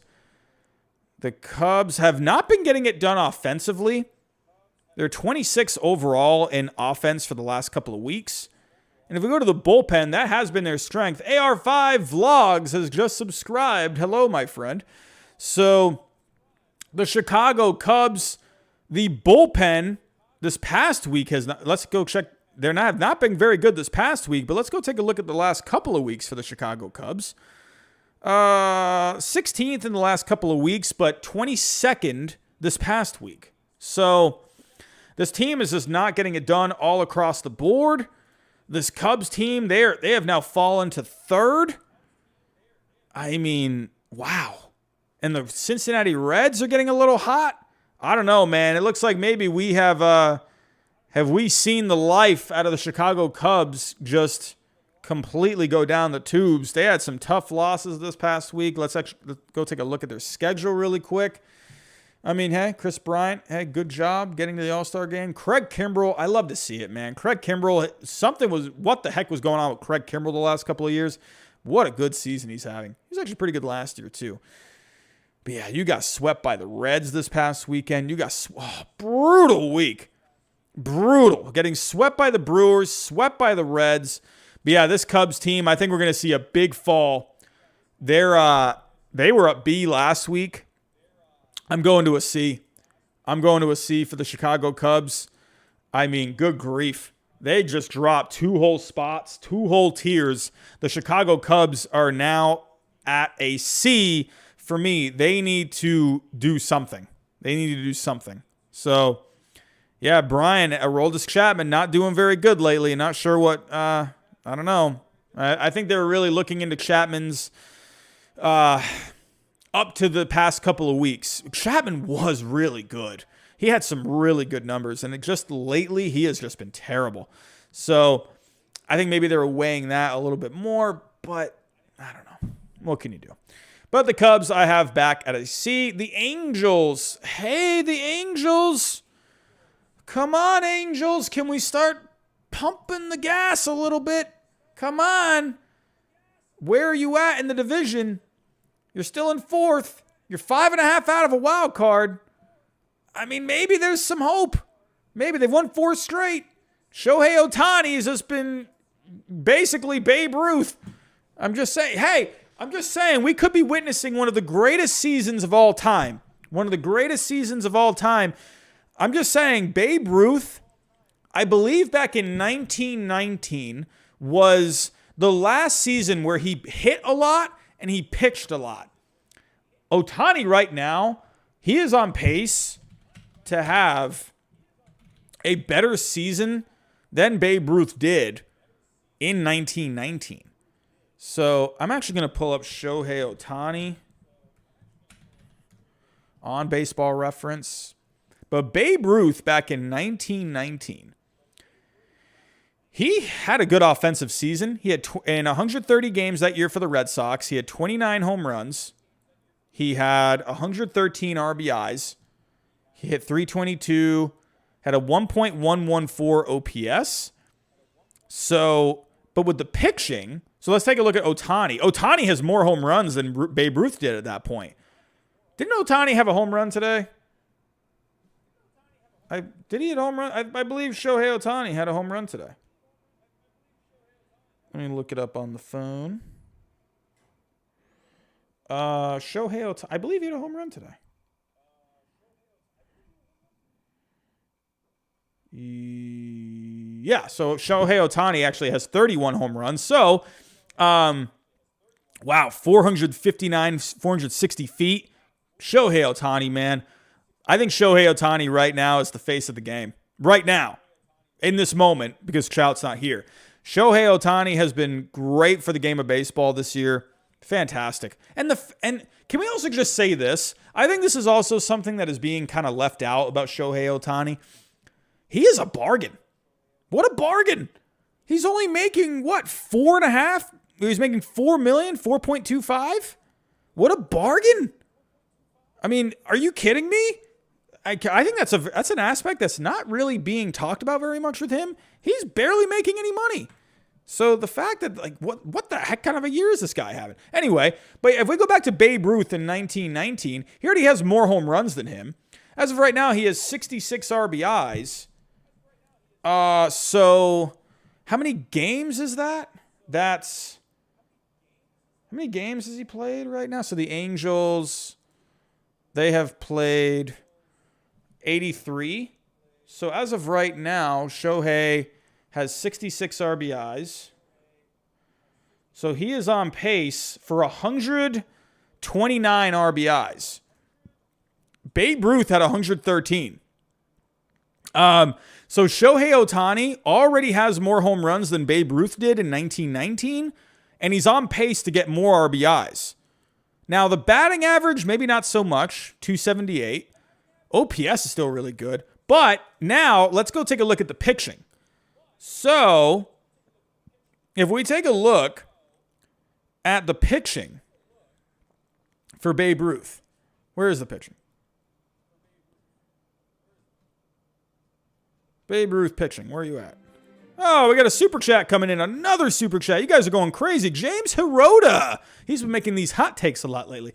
Dude, the baseball gods heard my Walsh hot take. Thanks for covering it. What pitchers can the Angels go for if they stay in it post-break? So, I mean, I think bullpen, personally, I think the bullpen would be nice. If we take a look, it seems like the starting pitching has been doing okay lately. So, I'll get back to Shohei in a second. Let me honor the super chat here. Thank you very much, James Hirota. That's greatly appreciated. The Angels starting is this starting pitching? Actually, starting pitching has not been very good lately. Another arm would be nice if they could. Taking a look at the starting pitching. Alex Cobb has been okay. FIP is better. ERA could be better. Obviously got Shohei. Shohei, unfortunately, got rocked in Yankee Stadium. Ugh, I hated to see that, man. Andrew Heaney. Yeah, I don't know. Sandoval, he's only pitched 7 games. Quintana. I don't know. Quintana, I think they need another guy. Dylan Bundy's been a bust this year. If they can get another guy for the rotation, I think that would be good. Someone under control. If they can get someone under control, I think it's going to be really good. The Angels' bullpen has been great this past week. Definitely a starting pitcher. The offense is good. I think they need to stabilize that starting rotation a little bit. So, yeah, that's what I think. Go out and get a starter. Get Mike Trout back. I mean, honestly, maybe get a picture about, maybe if we take a look real quick, how are the Angels prospects looking as of right now? Looking at 235 people right now in the chat. You guys are amazing. Thank you for coming out. I mean, Reed Detmers, where are you at? Could you maybe see a Reed Detmers appearance? He's been okay. 10 starts. Wow, look at the strikeouts. Reed Detmers has 84 strikeouts in 46 innings. Whoa. Look at Reed Detmers. Whoa. Could you maybe see a Reed Detmers appearance at some point? Ben Ingersoll has just subscribed. Hello. They definitely could use some pitching. Maybe you could see Reed Detmers at some point. He's been in Double-A this whole year. I think maybe you could see Reed Detmers at some point. What? That guy's striking out a lot of guys. They don't have a lot of pitchers that are close. Man, Reed Detmers again, I think could be good. Maybe an Oliver Ortega. 8.06 ERA. Like Dennis Eckersley liked to say about Dennis Eckersley once said about Eduardo I cannot talk right now. Dennis Eckersley once said about Eduardo Rodriguez, yuck. And that's what started the whole David Price, Dennis Eckersley thing. So, yeah, I'm going to give Oliver Ortega that treatment. Yuck. So, David Price or anyone on the Angels, don't come after me. I'm sorry. But here we go. Davis Daniel, how's he doing? Davis Daniel's looking all right. Or that's in, oh, never mind. I thought that was Double-A. But he's got 1 star in Double-A. Kind of gave up a few runs. That's the problem with the Angels. They need another guy for that rotation. Maybe Reed Detmers. I know I've said that name like 5 times now. But maybe Reed Detmers could be someone that you see. They need some starting pitching for the Angels. But real quick, before I get back to where I'm going to put the Angels. So Babe Ruth back in 1919, Babe Ruth started 15 games. He had a 2.97 ERA. So I think with Shohei, if we take a look, 3.60 ERA. Ruth had 2.97.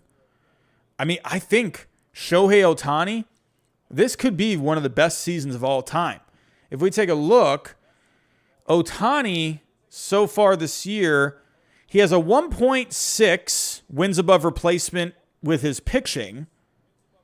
And with the batting, he has a 3.5. So that adds up to 5.1.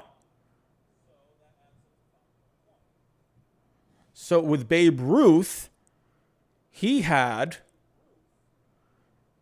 So I'm trying to see, is Shohei Ohtani's season going to be better than Babe Ruth's in 1919?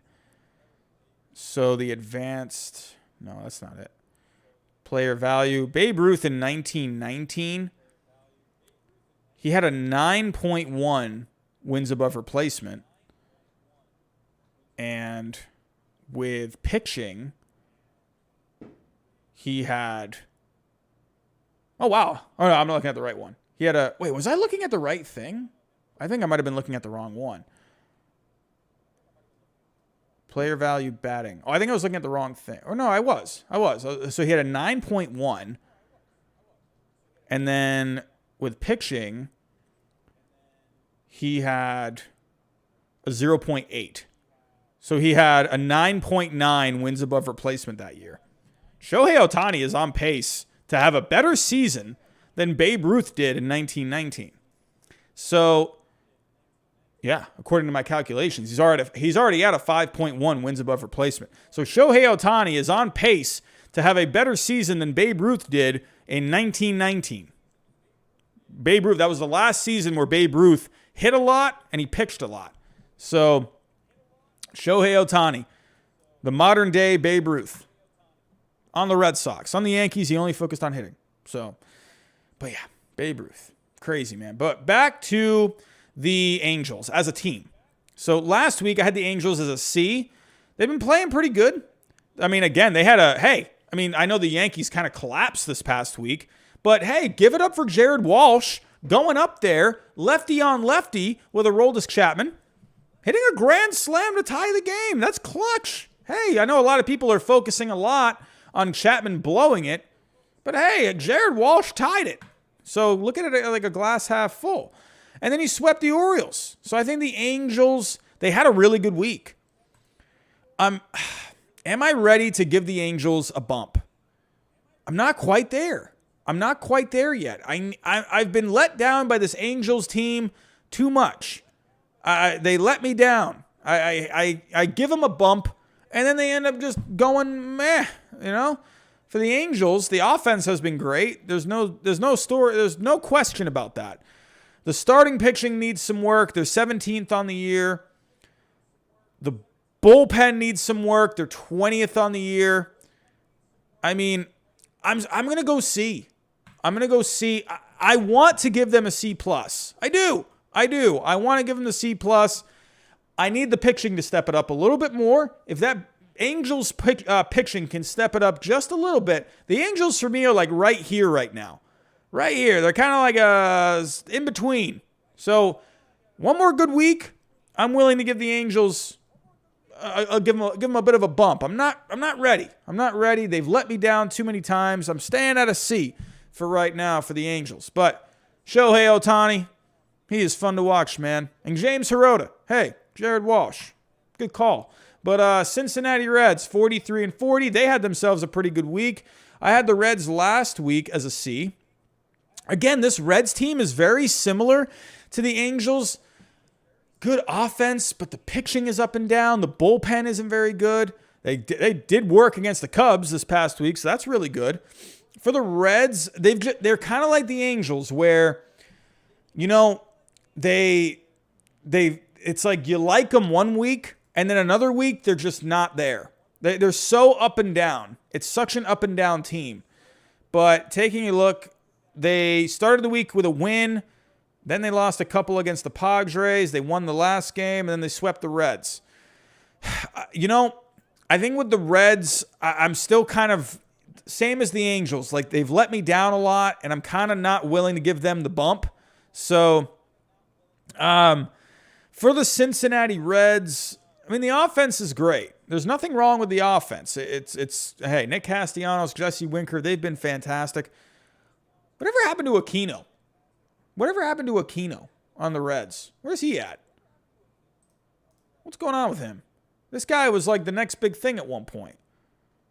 Aristides Aquino. Where's he at? 212 average, 4 homers. Oh, man, I remember that run he went on in 2019? Man, what's going on with him? Anyway, but the Reds, again, it's a really up and down team. The offense ranks well. The starting pitching, where are they at? The 13th. It's kind of like middle of the road. It's that bullpen. That bullpen has been miserable. They're 25th in the bullpen. Let's take a look at how they did this past week. Cincinnati, they're 11th in offense this past week.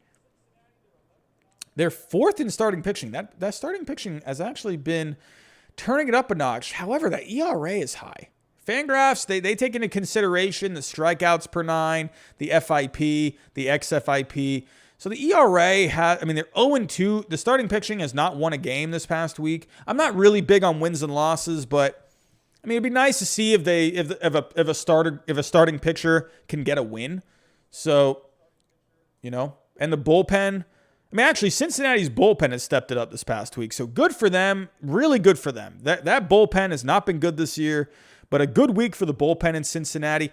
I'm kind of with where I'm at with the Reds right now, very similar with the Angels. I need to see a little bit more out of this Reds team right now. I'm not quite there to give them a C+. I want to, but they have let me down so many times. I'm going to stay at a C for right now with the Reds, because watch, I'll put them up to a C+ now, and then they just have a terrible week. So right now with the Reds, Angels, I'm not willing to give that bump because they have just let me down. So Hey, Kulat, Dodger fan from the Philippines. What's going on, my friend? Welcome, welcome. But everyone, once again, I want to thank you so much for any new subscribers. Thank you so much. We just broke 8,000 subscribers tonight. What a milestone. Never even imagined we would get to that point when I started this channel a little over a year ago. So, wow, what a ride. What a crazy month it's been this past month. We've gained over about 1,500 subscribers in the past month. Crazy. Moving on. We have the Cleveland Indians. Abel Edens has just subscribed. Hello. Oh, man, the Indians, a very bad week. They didn't win one game this past week, I believe. Oh, kind of like the Cubs. They have really come back down to earth. Where are the the Cleveland Indians? They're still second in that division. So, 6 out, though. 4.5 out from a wild card. I don't know about this Indians team. Only 3 above 500. I kind of figured I keep saying Cincinnati. Cleveland, I kind of figured this Cleveland team was going to come back down to earth at one point because they didn't rank very well in the numbers. They had some decent starting pitching, but even the starting pitching has taken a hit this year. The bullpen has been really good for the Indians this year, but not a great offense. Starting pitching has been a little underwhelming. So, and look at this Astros team is nuts, man. Losing all 4 to the Astros. Okay, so they did win the first game of the week against the Tigers, but then you dropped the next 2. Oh, boy. Cleveland with a terrible week. Where did I have Cleveland last week? I had Cleveland as a C+. They're dropping down. We got a lot of C's.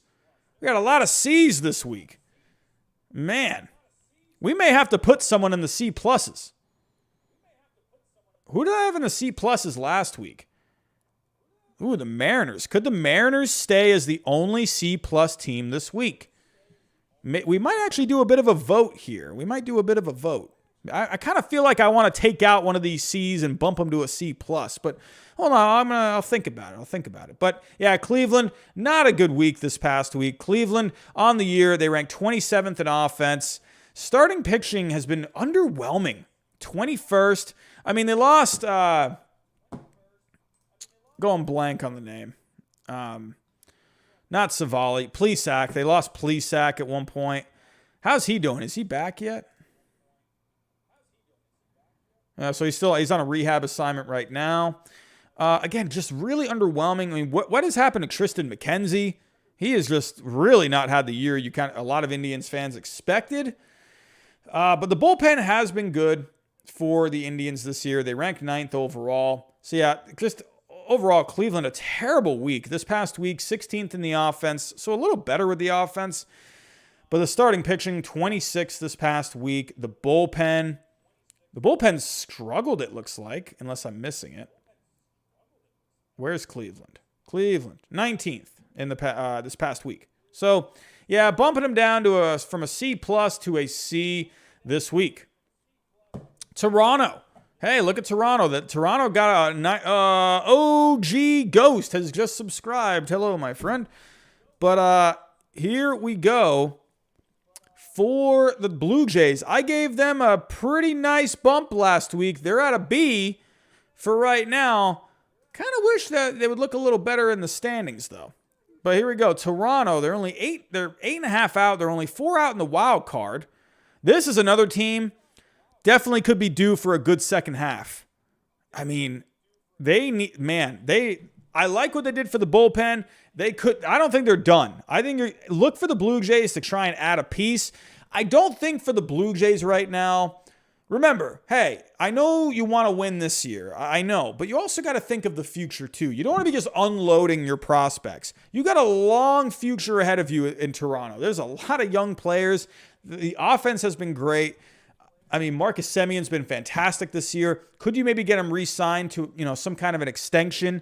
But Toronto, you don't want to unload the farm right now. You don't want to go for someone, I don't know, because I like the Blue Jays farm system. I would hate to see, would I love them to go for a Max Scherzer? Something like that. I think it'd be really fun, but do you want to unload someone? There's a lot of future ahead for the Blue Jays, and it's a fun future. I just don't want to see you just give up everything to try and win this year. But I know you got a lot of young players, but you also got a lot of good guys in that farm system too.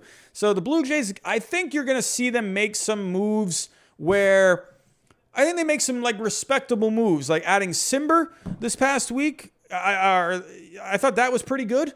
So, I think they could do some low-key trades like that to try and improve the team. Richard Rodriguez, he might cost a bit, but you could see it. Maybe, but I think the Blue Jays, I would expect them to make some moves. I'm not going to expect them to make a huge splash, but I definitely think you could see some moves that are respectable, that are going to improve the club. But let's take a look at how the Blue Jays did this past week. So, the Blue Jays, again, they're only 4 out. Look at all these All-Stars. It's a good Blue Jays team. They need some pitching, though. I think they need some pitching. We'll get to that in a second. They did something for the bullpen, so that's good. So let's take a look at the Blue Jays this past week. 2 out of 3 against the Reyes. That's not bad at all. And it looks like you won 2 out of 3. No, you lost 2 out of 3 to the Mariners. So kind of an up and down week for the Blue Jays. I don't think I'm going to end up moving them. But let's take a look at the numbers overall. One of the best offenses in the game. What did I see this past week? Was it this past week? I saw a poll. It was the YouTube game of the week. I know Kyle Duffield's going to hate me saying this, but I saw a poll in the YouTube game of the week against the Mariners, and it was over 16,000 votes, and they said that the Blue Jays had the best offense in the game. Stop it. The Astros had the best offense in the game. It's not even close. Stop it. I love this Blue Jays offense, but stop it. No, the Blue Jays don't have the best offense. That goes to the Astros. Is it a very good offense? Of course it is.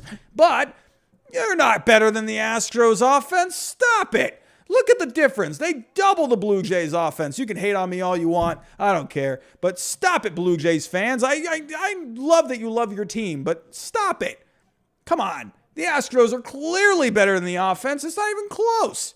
Now, if you want to say, does Toronto have a better offense than maybe the White Sox or the Dodgers?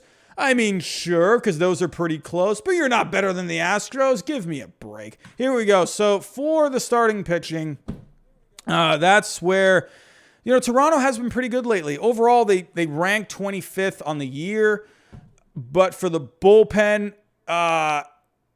where are you at? The bullpen they did struggle in the month of June. They're 17th overall in the year. Lately, the offense, good. Ninth overall. You're not better than the Astros. Sorry. The starting pitching. Where are you at? Just like I said, the starting pitching has been better lately. 7th overall this past week. And for the bullpen, where are you at? Hey, actually not bad for the bullpen. 12th overall. It's okay. So I think the Blue Jays, I'm going to keep them at a B for right now. I'm going to keep them at a B. How funny is it that we don't have any C+ teams yet, and the next team to come up are the Blue Jays, so no C+ teams. I got a B team before I even got a C+ team. That's kind of funny. Here we go. So, Toronto, definitely look to see them be active at the deadline. I feel like, it's kind of funny. I always think of, going back to this offseason, the Blue Jays were interested in everyone this past offseason. And good thing they got George Springer, but they didn't really do a crazy amount this past offseason. So are the Blue Jays going to be once again, really busy at the deadline and then they just don't end up doing anything? I hope they make a couple of moves. Actually, no, as a Red Sox fan, I hope they don't do anything. But so, yeah, look, I definitely expect them to add something else by the deadline. So, Seattle. Hey, look at Seattle. Look at Seattle. So, 45-40. Is Seattle maybe becoming one of my favorite teams? Come on. Seattle, they're just playing good baseball. I said this in the offseason. I said it to all of you. Go back to my AL West preview. I said the Mariners. I said, hey, you know what? Look out for this Mariners team. I think they could be pretty fun this year. They're not quite there yet, I think, but I think they could have a winning record. I got to pull up what I thought that their record was. I kind of want to pull that up really quick. What did I think the Mariners were going to have? Hold on a second. I'm going to pull up my... Or actually, no, let me go to my predictions. What did I think the Mariners are going to finish with? Hold on, everyone. I apologize. I got to pull this up really quick. Hold on one second. I got to see. What did I think the Mariners were going to do? AL West. Hold on. AL West. I have the Mariners. I predicted them to finish at 83 and 79. So, 83 and 79 is what I have the Mariners finishing at. I think we're pretty on track with that. So, hey, the Mariners, they're 45 and 40 right now. So let's see. Oh, my phone died. Dang it. So I can't use my calculator. So hold on, let me do some math. So the Mariners, they played 85 games. So hold on one second. Let's do some quick math. Oh, we got a super chat coming in. Seattle Town M's, do yourself a favor and look at Paul Sewald. We will take a look at that 1 second. So hold on. We got, here we go. So, hold on. So doing the math here.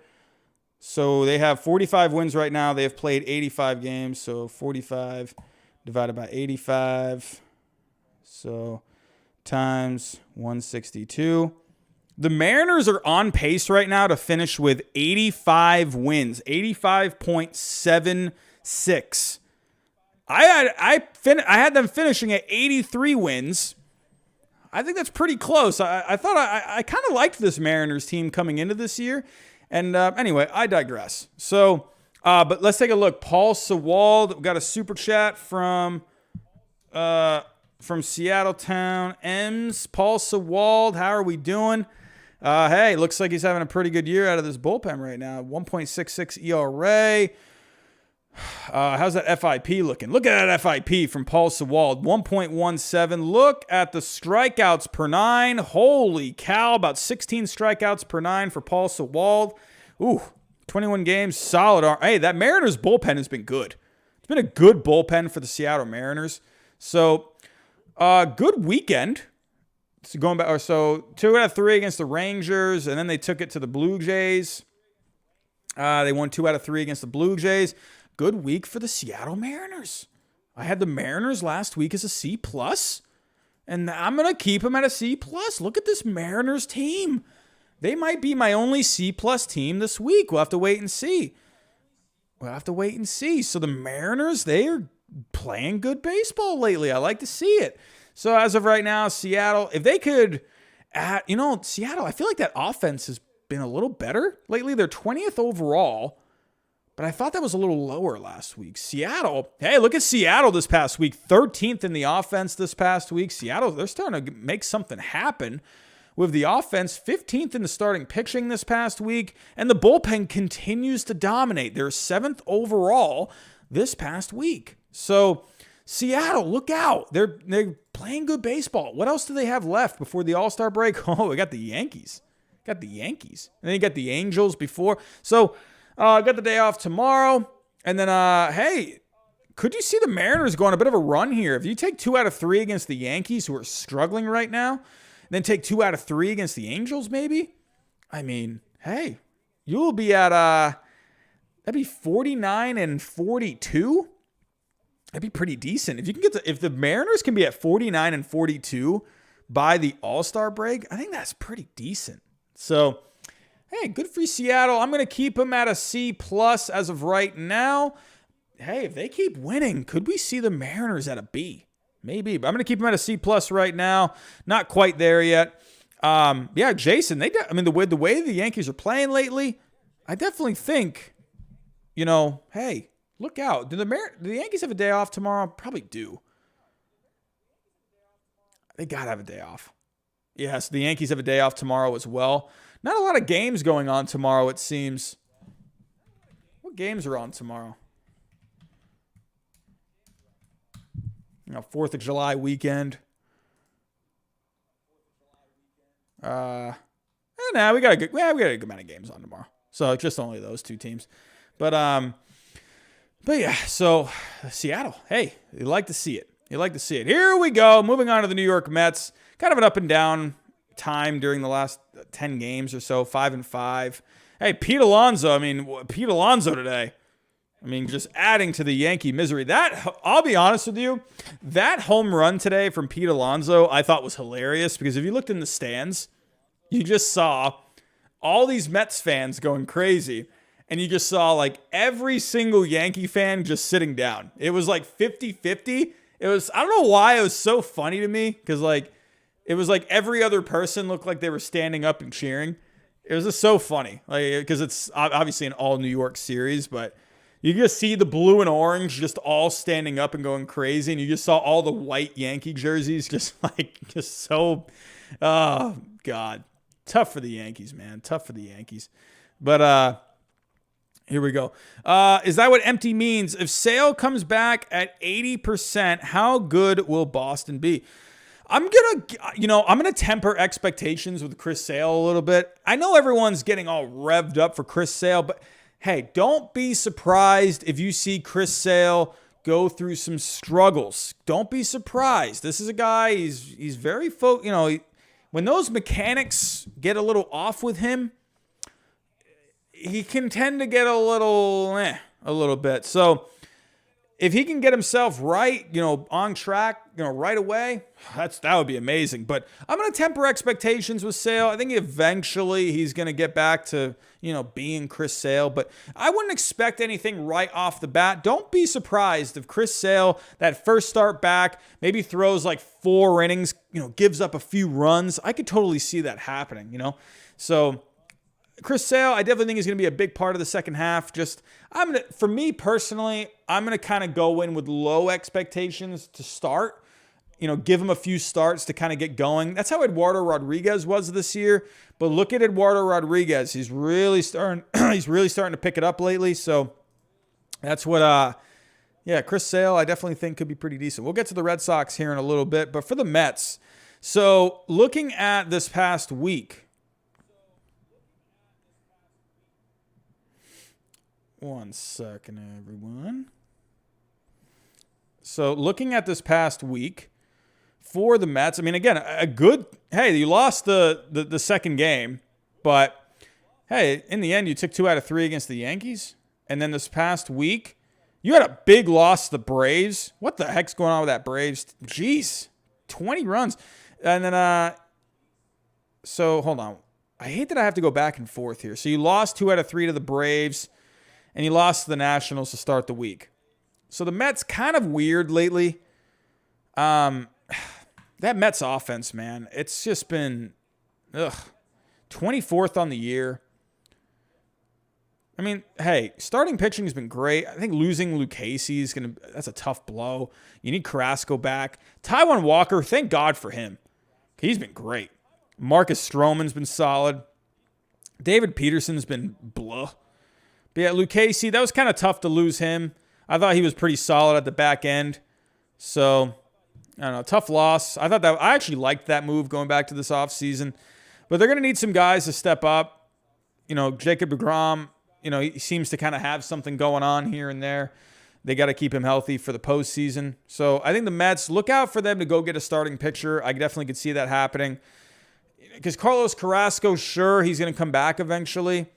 But, I definitely think if you can add some depth to that rotation, that'd be good. I'm not saying go out and get someone like a big name kind of a guy, but if you can go get someone that can give you innings, I think that would be really valuable. So, but as of right now, for the Mets, they're leading the National League East, so, you'd like to see the record be a little better, but that National League East, it's so competitive.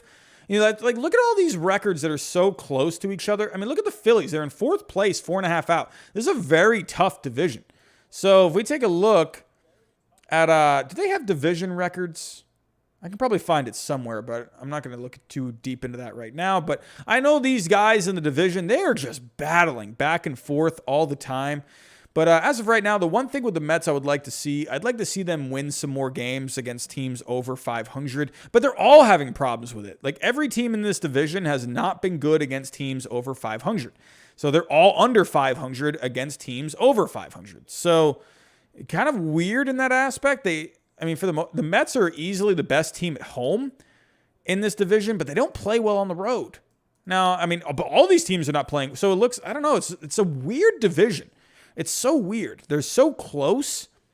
To me, this is the weirdest division in baseball right now, because you look at the Marlins right now, they have the highest run differential, and they're in last place.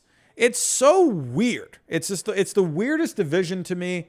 So I don't know. What can you say? But for the Mets, overall, they need some offense. They need a bat. They got to go get someone, man. Chris Bryant, maybe? Hello? Josh Donaldson? Maybe? I don't know. Maybe Joey Gallo? Joey Gallo, that'd be kind of fun, right? Could you do Joey Gallo? What are we looking at right now? Let me go to the Mets. So,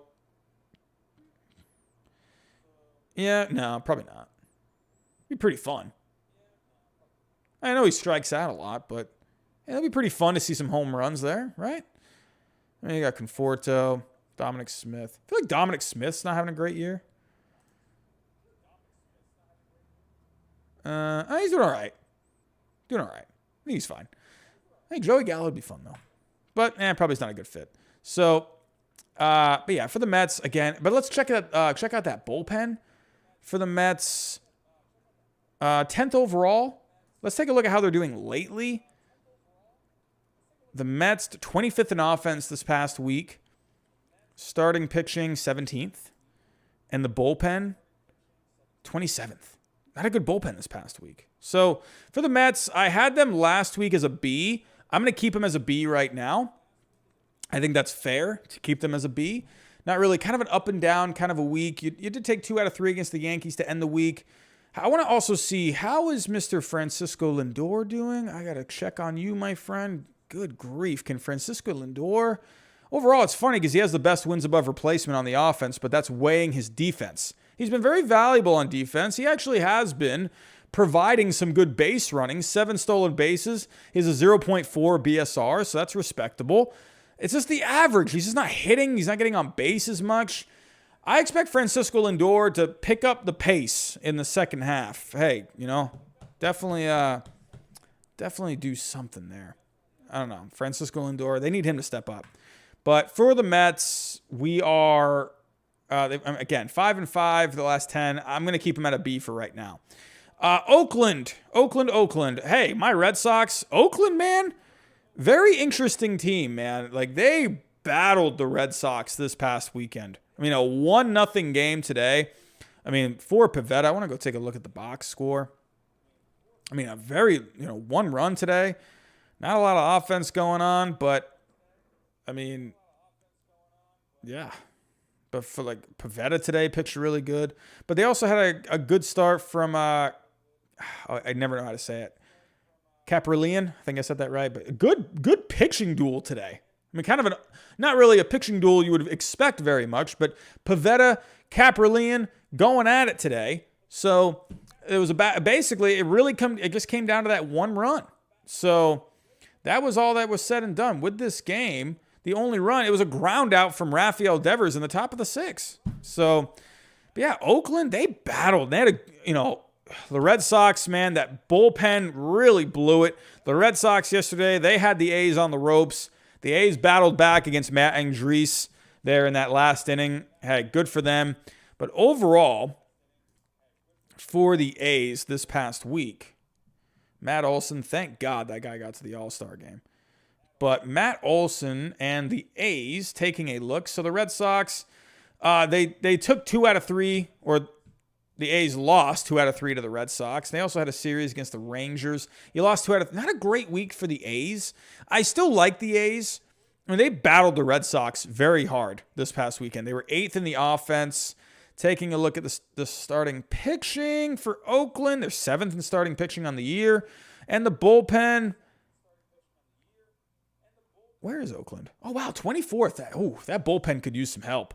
The Red Sox definitely they did some work against that Oakland A's bullpen this past weekend.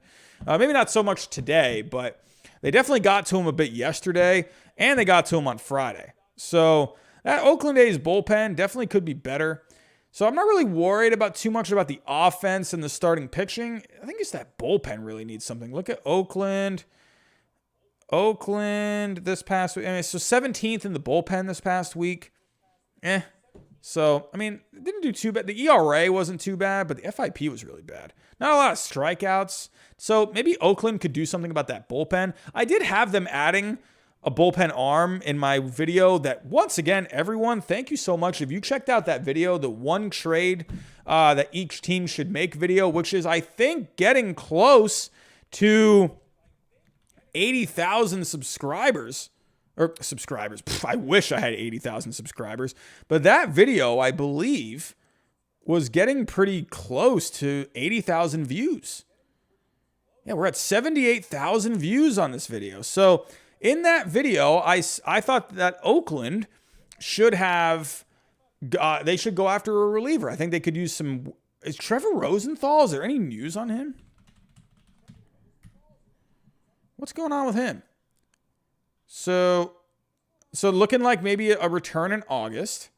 Going to be throwing soon. So definitely could use Trevor Rosenthal. That'd be a big, big boost. So, yeah, Billy Haber, I agree. Andres, they just had a short bullpen last night. Why is Phillips Valdez down in the minor leagues? I feel like Phillips Valdez should be there instead of Matt Andres. That's just me. But anyway, back to the A's. So I had the A's last week as a B+. I'm going to keep them as a B+ for right now. I really like this A's team. I like the offense. I like the starting pitching. Bullpen could use a little work. But, hey, this A's team, they're a competitive team. I'm going to give them a B+ for right now. So here we go. Moving on. We got a lot of teams left. 1, 2, 3, 4, 5, 6, 7. We got 8 teams left. Moving on to Tampa Bay. What's up with Tampa Bay lately? I feel like they're kind of, they're very good. That's crazy. They only have one All-Star. Mike Zunino. Crazy. I feel like they got to have a couple. Tyler Glasnow would be. But unfortunately, he got hurt. So you lost 2 out of 3 to the Blue Jays, and you lost both games to the Nationals. I still think this Rays team is really good. But I had them as an A last week. I feel like I'm still going to keep them at an A. Not a great week. They're 13th overall. They have a negative offense. So you'd like to see that offense maybe pick it up a little bit. The starting pitching, I feel like they're trying to just fill in the gaps right now. The starting pitching, losing Glasnow was tough. They're 14th overall. And Tampa Bay's bullpen is 6th overall in the year. You can always count on that Tampa Bay Rays bullpen. But lately, the offense, 26 on the offense, they really got to start picking it up there. The starting pitching, man, ever since they lost Glasnow, it just hasn't felt the same. 24th overall. If you can go out maybe and add in Jose Barrios, I think that'd be great. But that's just me. What do I know? But Tampa Bay, they're dead last in the bullpen this past week. Interesting. Even though they're crazy. Even though they rank 6th overall. So I guess, yeah, they were higher last week with the bullpen. So, hey, look at Miami's bullpen. 4th on the year. Look at Miami. But Tampa Bay, I'm going to keep as an A for right now. But they're kind of starting to maybe get to B+ territory. You know, I'm kind of feeling like they're getting close to a B+. That's just me. But, yeah, Tampa Bay. They got looking at the next week for them. I got to start doing this a little more. I got to start looking at the week ahead for the next team. So for Tampa Bay, you got 3 games against the Indians and then 3 games against the Blue Jays. These Blue Jays Rays series, I think, are pretty underrated because these are important games, especially for the Blue Jays and for the Rays as well. You know, if we take a look at the standings, the Rays right now, they're slowly fading out of that American League East lead. I mean, hey, with the Rays, we all know the Rays can just turn it on just like that. But losing Glasnow, that's not going to make it easy. So Tampa, these 2 teams playing each other is very important. So, hey, look out for that series this week. The Indians, they got to get back on track. The Rays got to start picking it up a little bit. So I think that could be a pretty good series. So, yeah, keep an eye out for the Rays this coming week. Moving on, we have the Padres. Interesting team this year. You know, it's like I thought this Padres team was going to be a lot better. I mean, they're very good, but I was like, man, you know, considering the moves that they've made going back to last trade deadline, 50-36 on the year. Very good run differential at 86. So last week, I had the Padres as an A. So let's go take a look at the Padres. As of right now, who would have... I mean, this is crazy, man. 3 teams in the NL West have 50 wins. I don't even think any other division has 2 50-win teams. No. So they have... The AL East has the Red Sox as a 50-win team. Houston's a 50-win team. The Brewers are a 50-win team. And then you got 3 50-win teams in the National League West. That's crazy. Look at San Francisco. Who would have thought this year? San Francisco. So, moving on. The Padres I had as an A last week. So let's go take a look. Pretty good baseball lately. 6-4. They were hot a little while ago. 4 All-Stars. Padres, man. But what did they do this past week? They lost. Wow. They lost 2 out of 3 to the Phillies. Lost against the Reds there. And so an up and down week for the Padres. So 10th on the year in the offense. 11th on the year in starting pitching. And 12th on the year in the bullpen. I think, overall, I think just this Padres team, you're going to stay at an A. So I think the Padres, they're just a really solid all-around team. So I definitely, this Padres team, they have made a lot of moves. Could they make one more move by the deadline? They have, and also big news out of Padres land. C.J. Abrams, I believe, top prospect. Besides Mackenzie Gore. Well, actually, I think MLB.com. No, C.J. Abrams has him number 2. So C.J. Abrams out for the year for the Padres. Tough to see.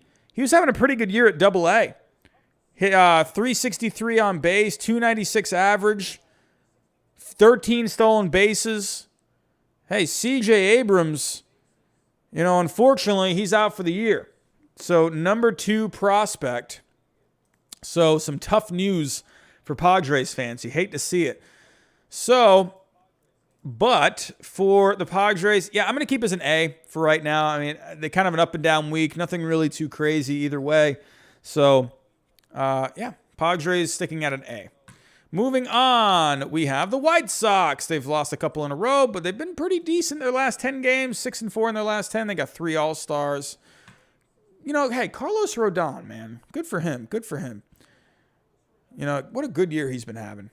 So, last couple of years, not so great. But the White Sox this past week. Here we go. You lost 2 out of 3 to the Tigers. We talked about that earlier. And then the Twins. So, you swept the Twins. So, up and down kind of a week. You take care of business against the Twins. But then you lose 2 out of 3 to a pretty hot Tigers team lately. Or at least the Tigers team that's playing better. So, the White Sox, they rank really well in all the categories. That's the one thing I really stress about the White Sox is they are 2nd overall in the offense on the year. They're 1st overall in starting pitching. And the bullpen is 7th. They definitely could use another arm for that bullpen. That's a good bullpen, but I think they could use something if they really want to make a put. That American League is wide open. Wide open American League. Offense this past week for the White Sox, 2nd overall. Starting pitching, 11th. Not a great ERA, but 3-1 on the week from their starting pitching. And so that ranked 11th overall. And then the bullpen. So the bullpen, a little underwhelming. 18th this past week. So not a great FIP, not a great ERA. So the White Sox, definitely look to them to maybe add an arm for that bullpen maybe if it continues to struggle. So the White Sox, as of right now, Liam Hendricks has been great. So Aaron Bummer's been good. How's Kopech doing? Is he back yet? So he's back. He's He's doing good. Garrett Crochet. How's Garrett? I feel like Garrett Crochet might have No, he's been fine. How crazy is Garrett Crochet, man? Got drafted. He completely bypassed the minor leagues. So, but yeah, maybe they could use another arm for middle relief. The back end of that bullpen is really solid, but maybe they could use another arm. I don't know where you get it from. Trade, prospect, I don't know, someone down in the minor leagues. And definitely could use another arm, I think.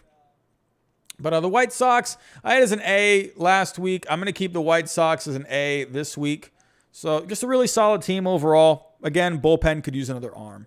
So here we go. One of the hottest teams in the game right now. We got a lot of hot teams right now. So the Brewers are one of them. 3 pitchers for their All-Stars, which is no surprise. This pitching this year for the Brewers, starting pitching and bullpen, has just been very, very, very, very, very solid. So the Brewers, I mean, what else is there to say? These guys are red hot.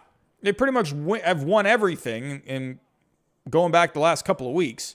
So, hey, tough loss today to the Pirates. I mean, you would have liked to see them continue that win streak, but the win streak got snapped today. But you still took 3 out of 4 overall. You swept the Cubs in pretty convincing fashion. The one thing with the Brewers this past year is the offense. It's the one that's the one thing that's kind of been plaguing them. But man, since they got Willy Adames, their offense has been really clicking. And so overall, on the year, the Brewers, I'm telling you right now, I don't know if any of you, we have done what? This is number 12, the 12th power ranking so far. And the Brewers at one point were dead last. If you guys remember that, I don't know. I don't remember the last time they were dead last, but they are all the way up to 18th now. So that offense is really clicking. I mean, the starting pitching, we don't have to worry about the starting pitching. Second overall in the year. And the bullpen has been kind of whatever. So, but lately, the offense for the Milwaukee Brewers, they are the best offense in the game this past week. I actually want to take a look at the last couple of weeks. So, this is the last couple of weeks. Oh, everyone, I've been taking a look at the last couple of weeks. So, I guess that's fine. So, the Brewers over the last couple of weeks have had the best offense. So, that's very, very key for this Brewers team. Because imagine if they could just hit like this all the time. They already have the pitching. You have a great if you have a great offense with that starting pitching, which is 3rd overall in the last couple of weeks, and then the bullpen. Looking at the Brewers bullpen, actually that bullpen has not been very good the last couple of weeks. The ERA has been fine, 2.14, but the FIP, not so much. They haven't lost any games, so pretty good. But the Brewers, man, I had the Brewers as a B. They were a B last week. Here we go. Let's do another vote. Are the Brewers going to be a B+ team, or are they going to be an A? Let's see what you guys got. While you guys are voting, I want to take a look at what the Brewers have been doing. Let's see these guys that have been performing lately in the last couple of weeks. So let's go back to the 21st. Seeing a lot of A's for the Brewers. I mean, they've been red hot. I think they deserve it. But let's take a look at these guys for the last couple of weeks. I want to show some love. I mean, I'm telling you, Willy Adames has been huge. That's been a problem for the Brewers. The shortstop position. They have not been able to find any offense out of the shortstop position. So, looks like they might have found it. The Brewers have been wanting Willy Adames for a while. They have been linked to him in trade talks for the last couple of years, and they got him. And you know what? He is playing very well. Willy Adames on the year right now. Overall, I mean, he's hitting better lately, but he's got 13 home runs. He's playing great baseball right now. It looks like the Brewers and him, it's a match made in heaven. So, taking a look elsewhere on the Brewers, I mean, like I said, Willy Adames has been great. Jace Peterson has been good. I mean, good grief. Keston Hiura has been hitting a lot lately. Omar Narvaez has been having a good year. Jackie Bradley's even starting to pick it up a little bit. They could use They could use one of those Jackie Bradley Jr. hot streaks. I've seen plenty of them. Trust me, they're pretty good. Christian Yelich, You'd like to see him start taking it up a notch. He's still getting on base. You'd like to see him start getting back to being that impact bat. Man, if he can start getting back to being that impact kind of a bat, good grief. That would be huge. But the Brewers, they've been fantastic on the offense lately. That's been a key for them. So if they can just keep hitting, this Brewers team, they're going to keep winning. So, because you know that starting pitching is going to be good. I looked at the vote earlier. I saw more A's. The Brewers, for the first time this season, have moved to an A. I picked this Brewers team to win the division this year. Go back to my predictions. I predicted the Brewers to win this division this year. I liked this Brewers team coming in. Everyone was picking the Cardinals because of Nolan Arenado. No way. I stuck with the Brewers. I like this Brewers team, and they are playing fantastic baseball. I mean, look at the lead. If they can make some kind of a move, add a bullpen arm, just solidify it. Just this team is good. They're hitting well lately. They already had really good defense. This Brewers team, they could be a threat in the playoffs, I'm telling you. So, for the next team up, so congrats to the Milwaukee Brewers making it to the A for the first time this year. Here we go. We are officially in the top 5 now. We just got to number 5 with the Brewers. Next up, the Houston Astros. They have won 4 straight games. Good grief, 4 All-Stars.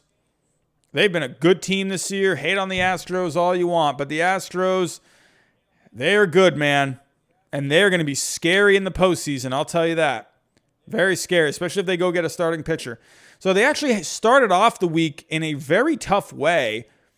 They got swept by the Orioles, but then this past weekend, they swept the Indians. So the Astros, I had them as an A+ last week. I think I'm going to keep them as an A+. That offense is still the best in the game. Sorry, Blue Jays fans. The Astros starting pitching this year ranks 6 overall. Wow, that Houston Astros starting pitching has actually been really good lately. I believe they were like 10th or 11th last week, but Houston's bullpen needs work. They have done better lately, but they could use another arm as well. Look for them to go shopping for a bullpen arm. But the Astros, the offense this past week, actually not a lot of offense for the Astros. That's their bread and butter. If they're hitting, they're winning. So 19th overall on the offense this past week. Sorry, Blue Jays fans. Astros offense is still better. The starting pitching has been a lot better, though. 8th overall on the year. And the bullpen, 8th overall the last couple of weeks, the starting pitching. So that's been huge. And 14th in the bullpen. ERA is very high. They got 2 losses in the last couple of weeks, but it paints a better picture. The FIP is still not good, but it's better than the ERA. A lot of strikeouts, so they definitely could use an arm for that bullpen. I'm still going to keep the Astros as an A+. I mean, they really got back on track this past week. So Astros, to me, they're still an A+ team to me. So that team, they're just scary to go up against. So I don't want my Red Sox going up against them. Jesus, that offense... That's such a mismatch. That Astros offense has had the Red Sox number this year whenever they played. So, hey, yeah, sure, maybe they're not doing so great on the offense lately, but that offense it's so good. It's so good. But Astros I'm keeping as an A+ right now. So, next up, here we go. My Red Sox. Oh, my Red Sox have been having a good old time the last 10 games. Here's Giraffe Neck Robbie for you. I'm sorry, but my Red Sox are kicking some serious hiney lately. Tough loss yesterday against the A's, man. But, man, my Red Sox, whatever. Call me Giraffe Neck Robbie all you want. I'm making the move right now. The Red Sox are an A+ team right now. I'm doing it. If you don't like it, I don't know, whatever. I don't care. The Red Sox have been awesome. They've been great. They've been playing great baseball. I mean, what else is there to say? They're just winning games. They're winning games in different ways. They're getting key hits. They're getting clutch hits. They're playing good defense. Kike Hernandez is throwing everyone out. It is awesome to see. Rafael Devers is killing the ball. Nathan Eovaldi is just pitching like magic lately. Eduardo Rodriguez is getting back on track. They don't even have Chris Sale back yet. They scored 15 runs against the Royals this past week. They probably should have beaten the A's on Saturday, but whatever. We picked up a 1-0 win. Pavetta's been awesome. Oh, they swept the Royals. They're killing everyone lately. I don't care what anyone says. I'm putting the Red Sox as an A-plus team. I've been wanting to do that all year. It feels good, man. It feels good. What else is there to say? It feels great. My giraffe neck Robbie is really coming out right now. So the Red Sox overall on the offense, they are 7th overall right now on the year. It's a great offense. I mean, it definitely could use some pieces here and there. I think another left-handed bat would be really good. Again, Franchy Cordero, they got him in the Andrew Benintendi trade. He's been kind of a bust, but he's hitting well in the minor leagues. Maybe you could see him come up. Jarren Duran can come up at some point. Hey, I mean, that could be another left-handed bat to help out. The starting pitching has been solid for the most part. They give you enough. Garrett Richards did well yesterday as well. 8th overall in the year. The bullpen for the Red Sox, they had a bit of a short bullpen yesterday. I would like to see the Red Sox add another arm for that bullpen if they can. I feel like I've been saying that a lot lately this past stream, but let's go take a look at the Red Sox lately. The Red Sox, 6 overall in the offense in the last couple of weeks. I want to actually go take a look at the Red Sox just this past week. The Red Sox this past week, okay, 6 overall. Kind of surprising because they scored a lot of runs this past week. But starting pitching, 13th, so middle of the road. FIP is not very good, though, for the Red Sox. So they kind of squeaked by a little bit. They had some offense help them out. The bullpen helped them out. So starting pitching, I think, needs to step it up. But the bullpen has been stellar. Again, Matt Andriese. Good God, can we get Matt Andriese off this team? Bring back Philip Valdez. Bring him back up. So, yeah, this Red Sox team, they're playing great baseball for the first time this season. The Red Sox are an A-plus team.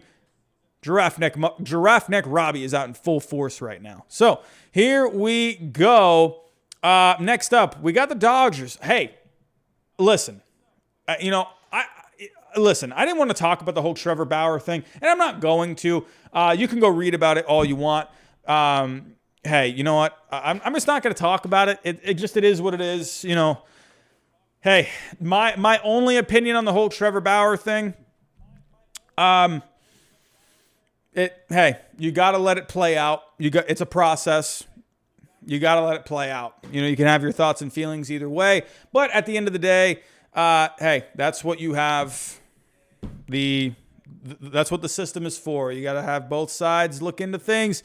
You got to do your due diligence. You have to. So that's all I'm going to say on that. It's at the end of the day, it is innocent until proven guilty. That's not me defending him at all. I'm just stating that's how it is. You need to do your due diligence. You need to look into things.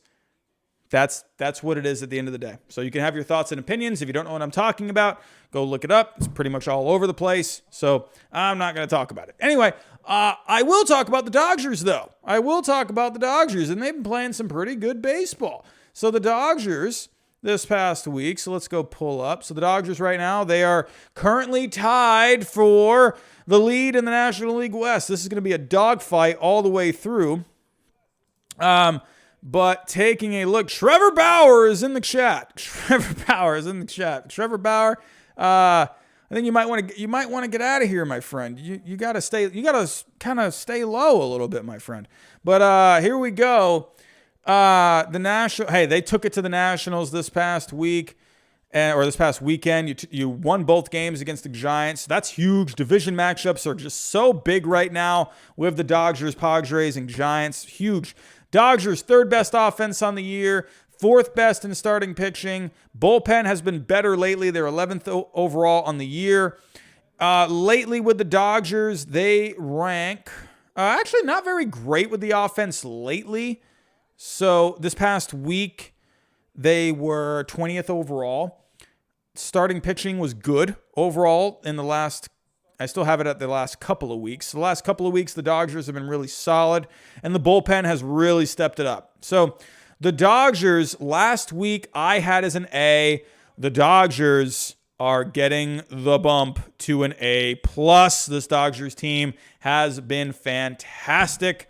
Hey, let's show a little love. What's going on with this offense lately?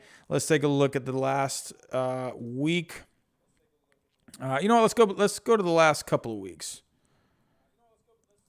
Let's see here. What are these Dodgers doing on the offense? Hey, Mookie Betts is starting to pick it up a little bit. Maybe not so much with the batting average, but he's got a couple of home runs. Max Muncy continues to just obliterate baseballs. Justin Turner continues to be solid. Will Smith, man. Hey, Will Smith. Hey, he's been having himself a pretty decent year. Will Smith hitting .261 on the year, 10 home runs, 363 on base, a 131 WRC plus. He's been fantastic on defense. I think Will Smith is a very underrated catcher right now. I feel like you're just not hearing about him. So, Will Smith, man, hey, give him a lot of credit. He's having a very good year. I believe right now he actually might be the leader on defense when it comes to catchers. I believe, I might be wrong, but let's just plug this in really quick. Will Smith, man. No, Sean Murphy has that title as of right now, but Will Smith is second overall. Will Smith, though, has 5 defensive runs saved. He's been framing very well. Sean Murphy is the cream of the crop when it comes to defense in the major leagues right now. So, but man, Will Smith, a very good year. But Will Smith, the difference with Will Smith and Sean Murphy is Will Smith is providing some offense while Sean Murphy is still kind of lagging behind right there. So, for the Dodgers, A+ for the Dodgers this week. They have gotten the bump. And last but not least, we have the San Francisco Giants, who are now tied with the Dodgers for the best. Well, actually, no, I take that back. San Francisco barely ahead in win percentage, just barely. But they're hanging tough right now as the top team in the major leagues. Let's take a look. So San Francisco, they've been just playing great. Took it to the Arizona Diamondbacks today, which, hey, it's not very difficult. But let's take a look here. Where are we at? So, yeah, 3 out of 4 against the Diamondbacks, taking care of business. But then he lost both games against the Dodgers. I just think this Giants team, I just think they're still an A+ team. Great offense on the year. Really solid starting pitching, 9th overall. And then with the bullpen, it could be better, but it has been better lately. If we take a look at the bullpen lately with San Francisco, they are 2nd overall. So San Francisco offense has been good. Starting pitching is great. Love Kevin Gausman. Hey, Anthony DeSclafani's been really good too. Logan Webb's been pretty solid. Let me actually go take a look at the starting pitching with San Francisco. San Francisco, where are we at? Am I looking at the starting pitching? Where's San Francisco? Oh, actually, San Francisco's starting pitching has been struggling lately. So let's take a look. Starting pitching for San Fran. What is going on? Man, this is thinking a lot right now. Let's try again. Oh, Fangraphs, you're killing me. I'm at the end. Why can't we load? Oh, you're killing me. There we go. Here we go. So, Kevin Gausman, what a year. Anthony DeSclafani, solid. How's Logan Webb been doing? Fangraphs, come on. You're killing me. I'm right at the end. You've been fantastic this whole time. Killing me, but whatever. But Alex Wood, really solid pickup. Johnny Cueto's had a nice bounce back year. I would love to look at some stats here, but Fangraphs, you just decided to stop working for me. So, whatever. San Francisco, their starting pitching has been struggling a little bit lately. There's no question here. The Giants, there's no need to take them out of the A+ spot right now.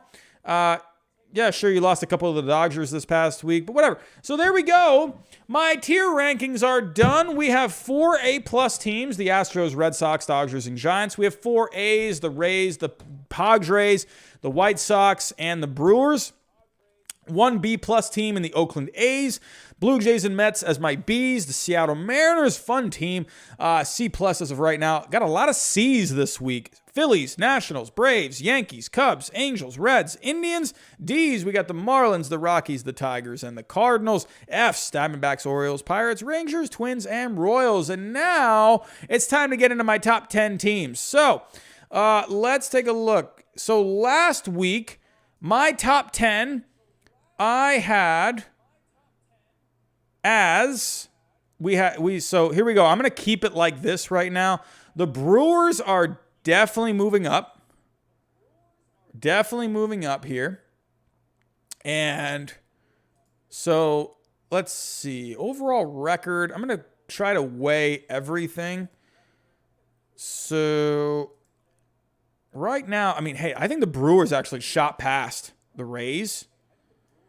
I think they've shot past the A's. They've shot past the Rays. The Brewers, as of right now, I think this actually might be a nice spot for them. I actually kind of like that. Blue Jays at number 10, maybe. I don't know. I mean, does Toronto stay in? Tough. I feel like Toronto might act. Hold on. 1, 2, 3, 4, 5, 6, 7, 8, 9, 10. So it's going to come down. I think Toronto I'm going to keep in at number 10 for right now. I don't know. It's going to come down to the Mets and Toronto. It's going to come down to the Mets and Toronto for me. So, yeah, Seattle, not quite yet. The Mets have great starting pitching, but Toronto has a great offense. But Toronto's starting pitching has been really good lately. So, while the Mets have been 25th, I think I'm going to keep the Blue Jays right now there in the 10 spot. I'm just liking the Blue Jays a little bit more.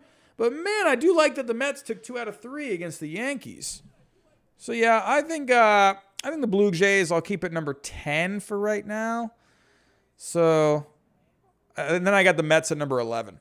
So, next, I think the A's at number 9. I like that.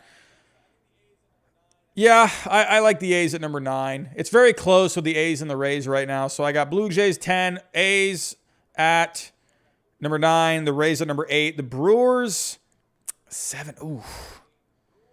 They're playing hot lately. I'm gonna keep them at number 6 for right now. They're climbing up. They took a couple of steps up. The Red Sox. I feel like the Red Sox right now. You gotta put them into the top 5.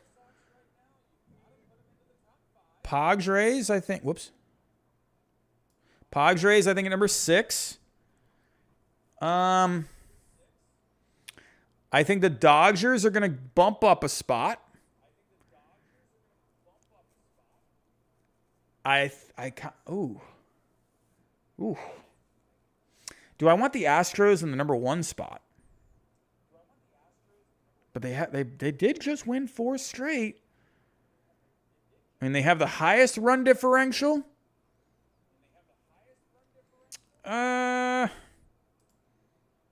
This White Sox team, the Red Sox are ahead of the White Sox for me. I don't think the Red Sox right now are. This Dodgers team kind of scares me a little more than my Red Sox right now. I think the Red Sox, I would love to see these two go at it. 2018 World Series rematch. I think that'd be really fun. But yeah, right now, I'm not ready to take the Astros out of the 1 spot. I don't know. They have the highest run differential. I mean, their offense is so good. Man, this is tough. I think the Dodgers right now, they're playing just good baseball. Dodgers. That's not the right one. This is a toughie. I'm okay with the 1 through 6 here. Or 10 through 6, I mean. Oh, Super Chat coming in. Sermon King, Dodgers just won 8 straight after a no-no. I mean, it's true. It's true. I mean, they're winning a lot lately. Do I want to put the Dodgers ahead of the Giants? Ah, this is tough. Oh, man. This is a roughie. Ooh. Dodgers are playing good. I'm going to, I'm going to bump them. I got to do it. I like this Dodgers team right now. I'm going to give them the number 2 spot. I'm going to keep the Astros number 1. I'm going to keep the Astros in the number 1 spot. I don't know. This Astros team, man, they kind of scare me. But do I want to put the Dodgers at number 1? Ooh, I don't know. I'm heavily considering the Dodgers right now as the number 1 team. I mean, they're tied for the best record. They have won 9 straight. Ooh, tough. The Astros did get swept by the Orioles. I see you in the chat, Billy Haber. I see you in the chat. You know what? I think I like it. I think I like this. I'm going to keep it.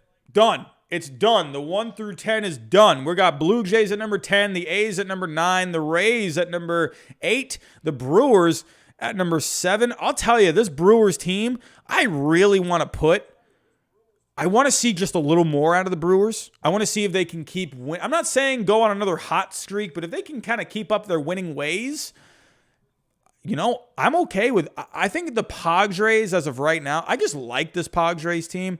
Sure, the Brewers, they got a win on them right now, but I like this Padres team just a little better as of right now.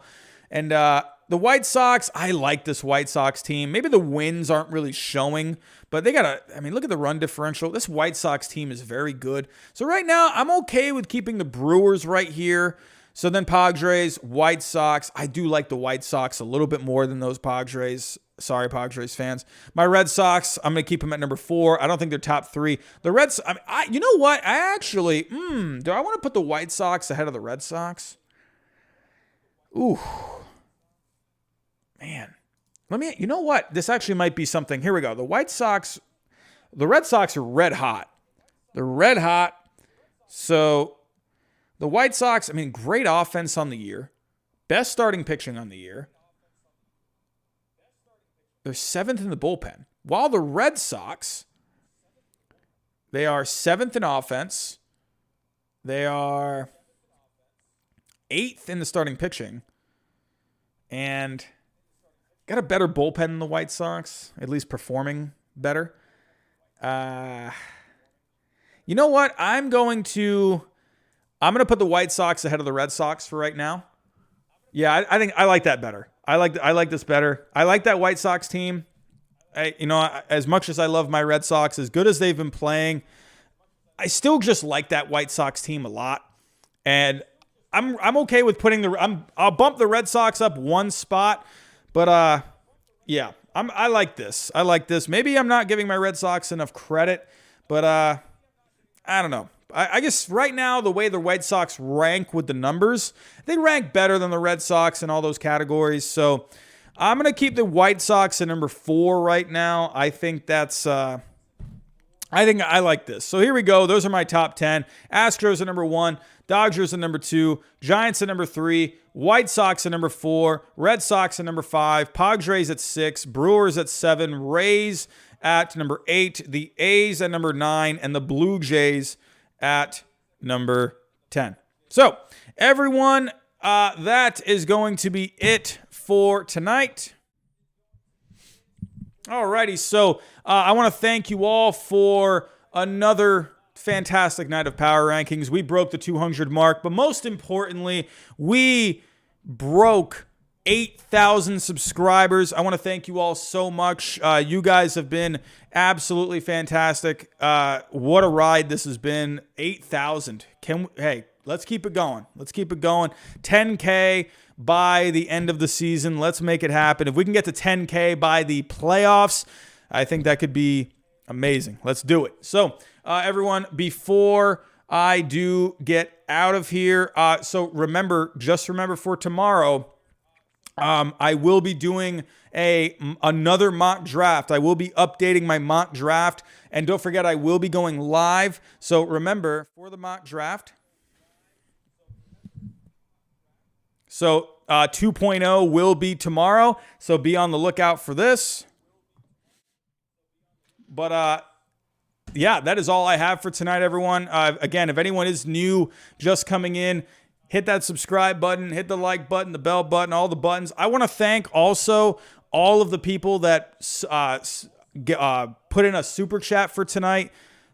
Thank you so much. A lot of super chats tonight. You guys are fantastic. Thank you so much for all that. But everyone, I'm going to get out of here. It is already past midnight. Holy cow. We've been going at this for about almost 3 hours now. What a show tonight. A long show tonight. So everyone, again, thank you so much. I really appreciate all of you coming out. And as always, I'll talk to you next time.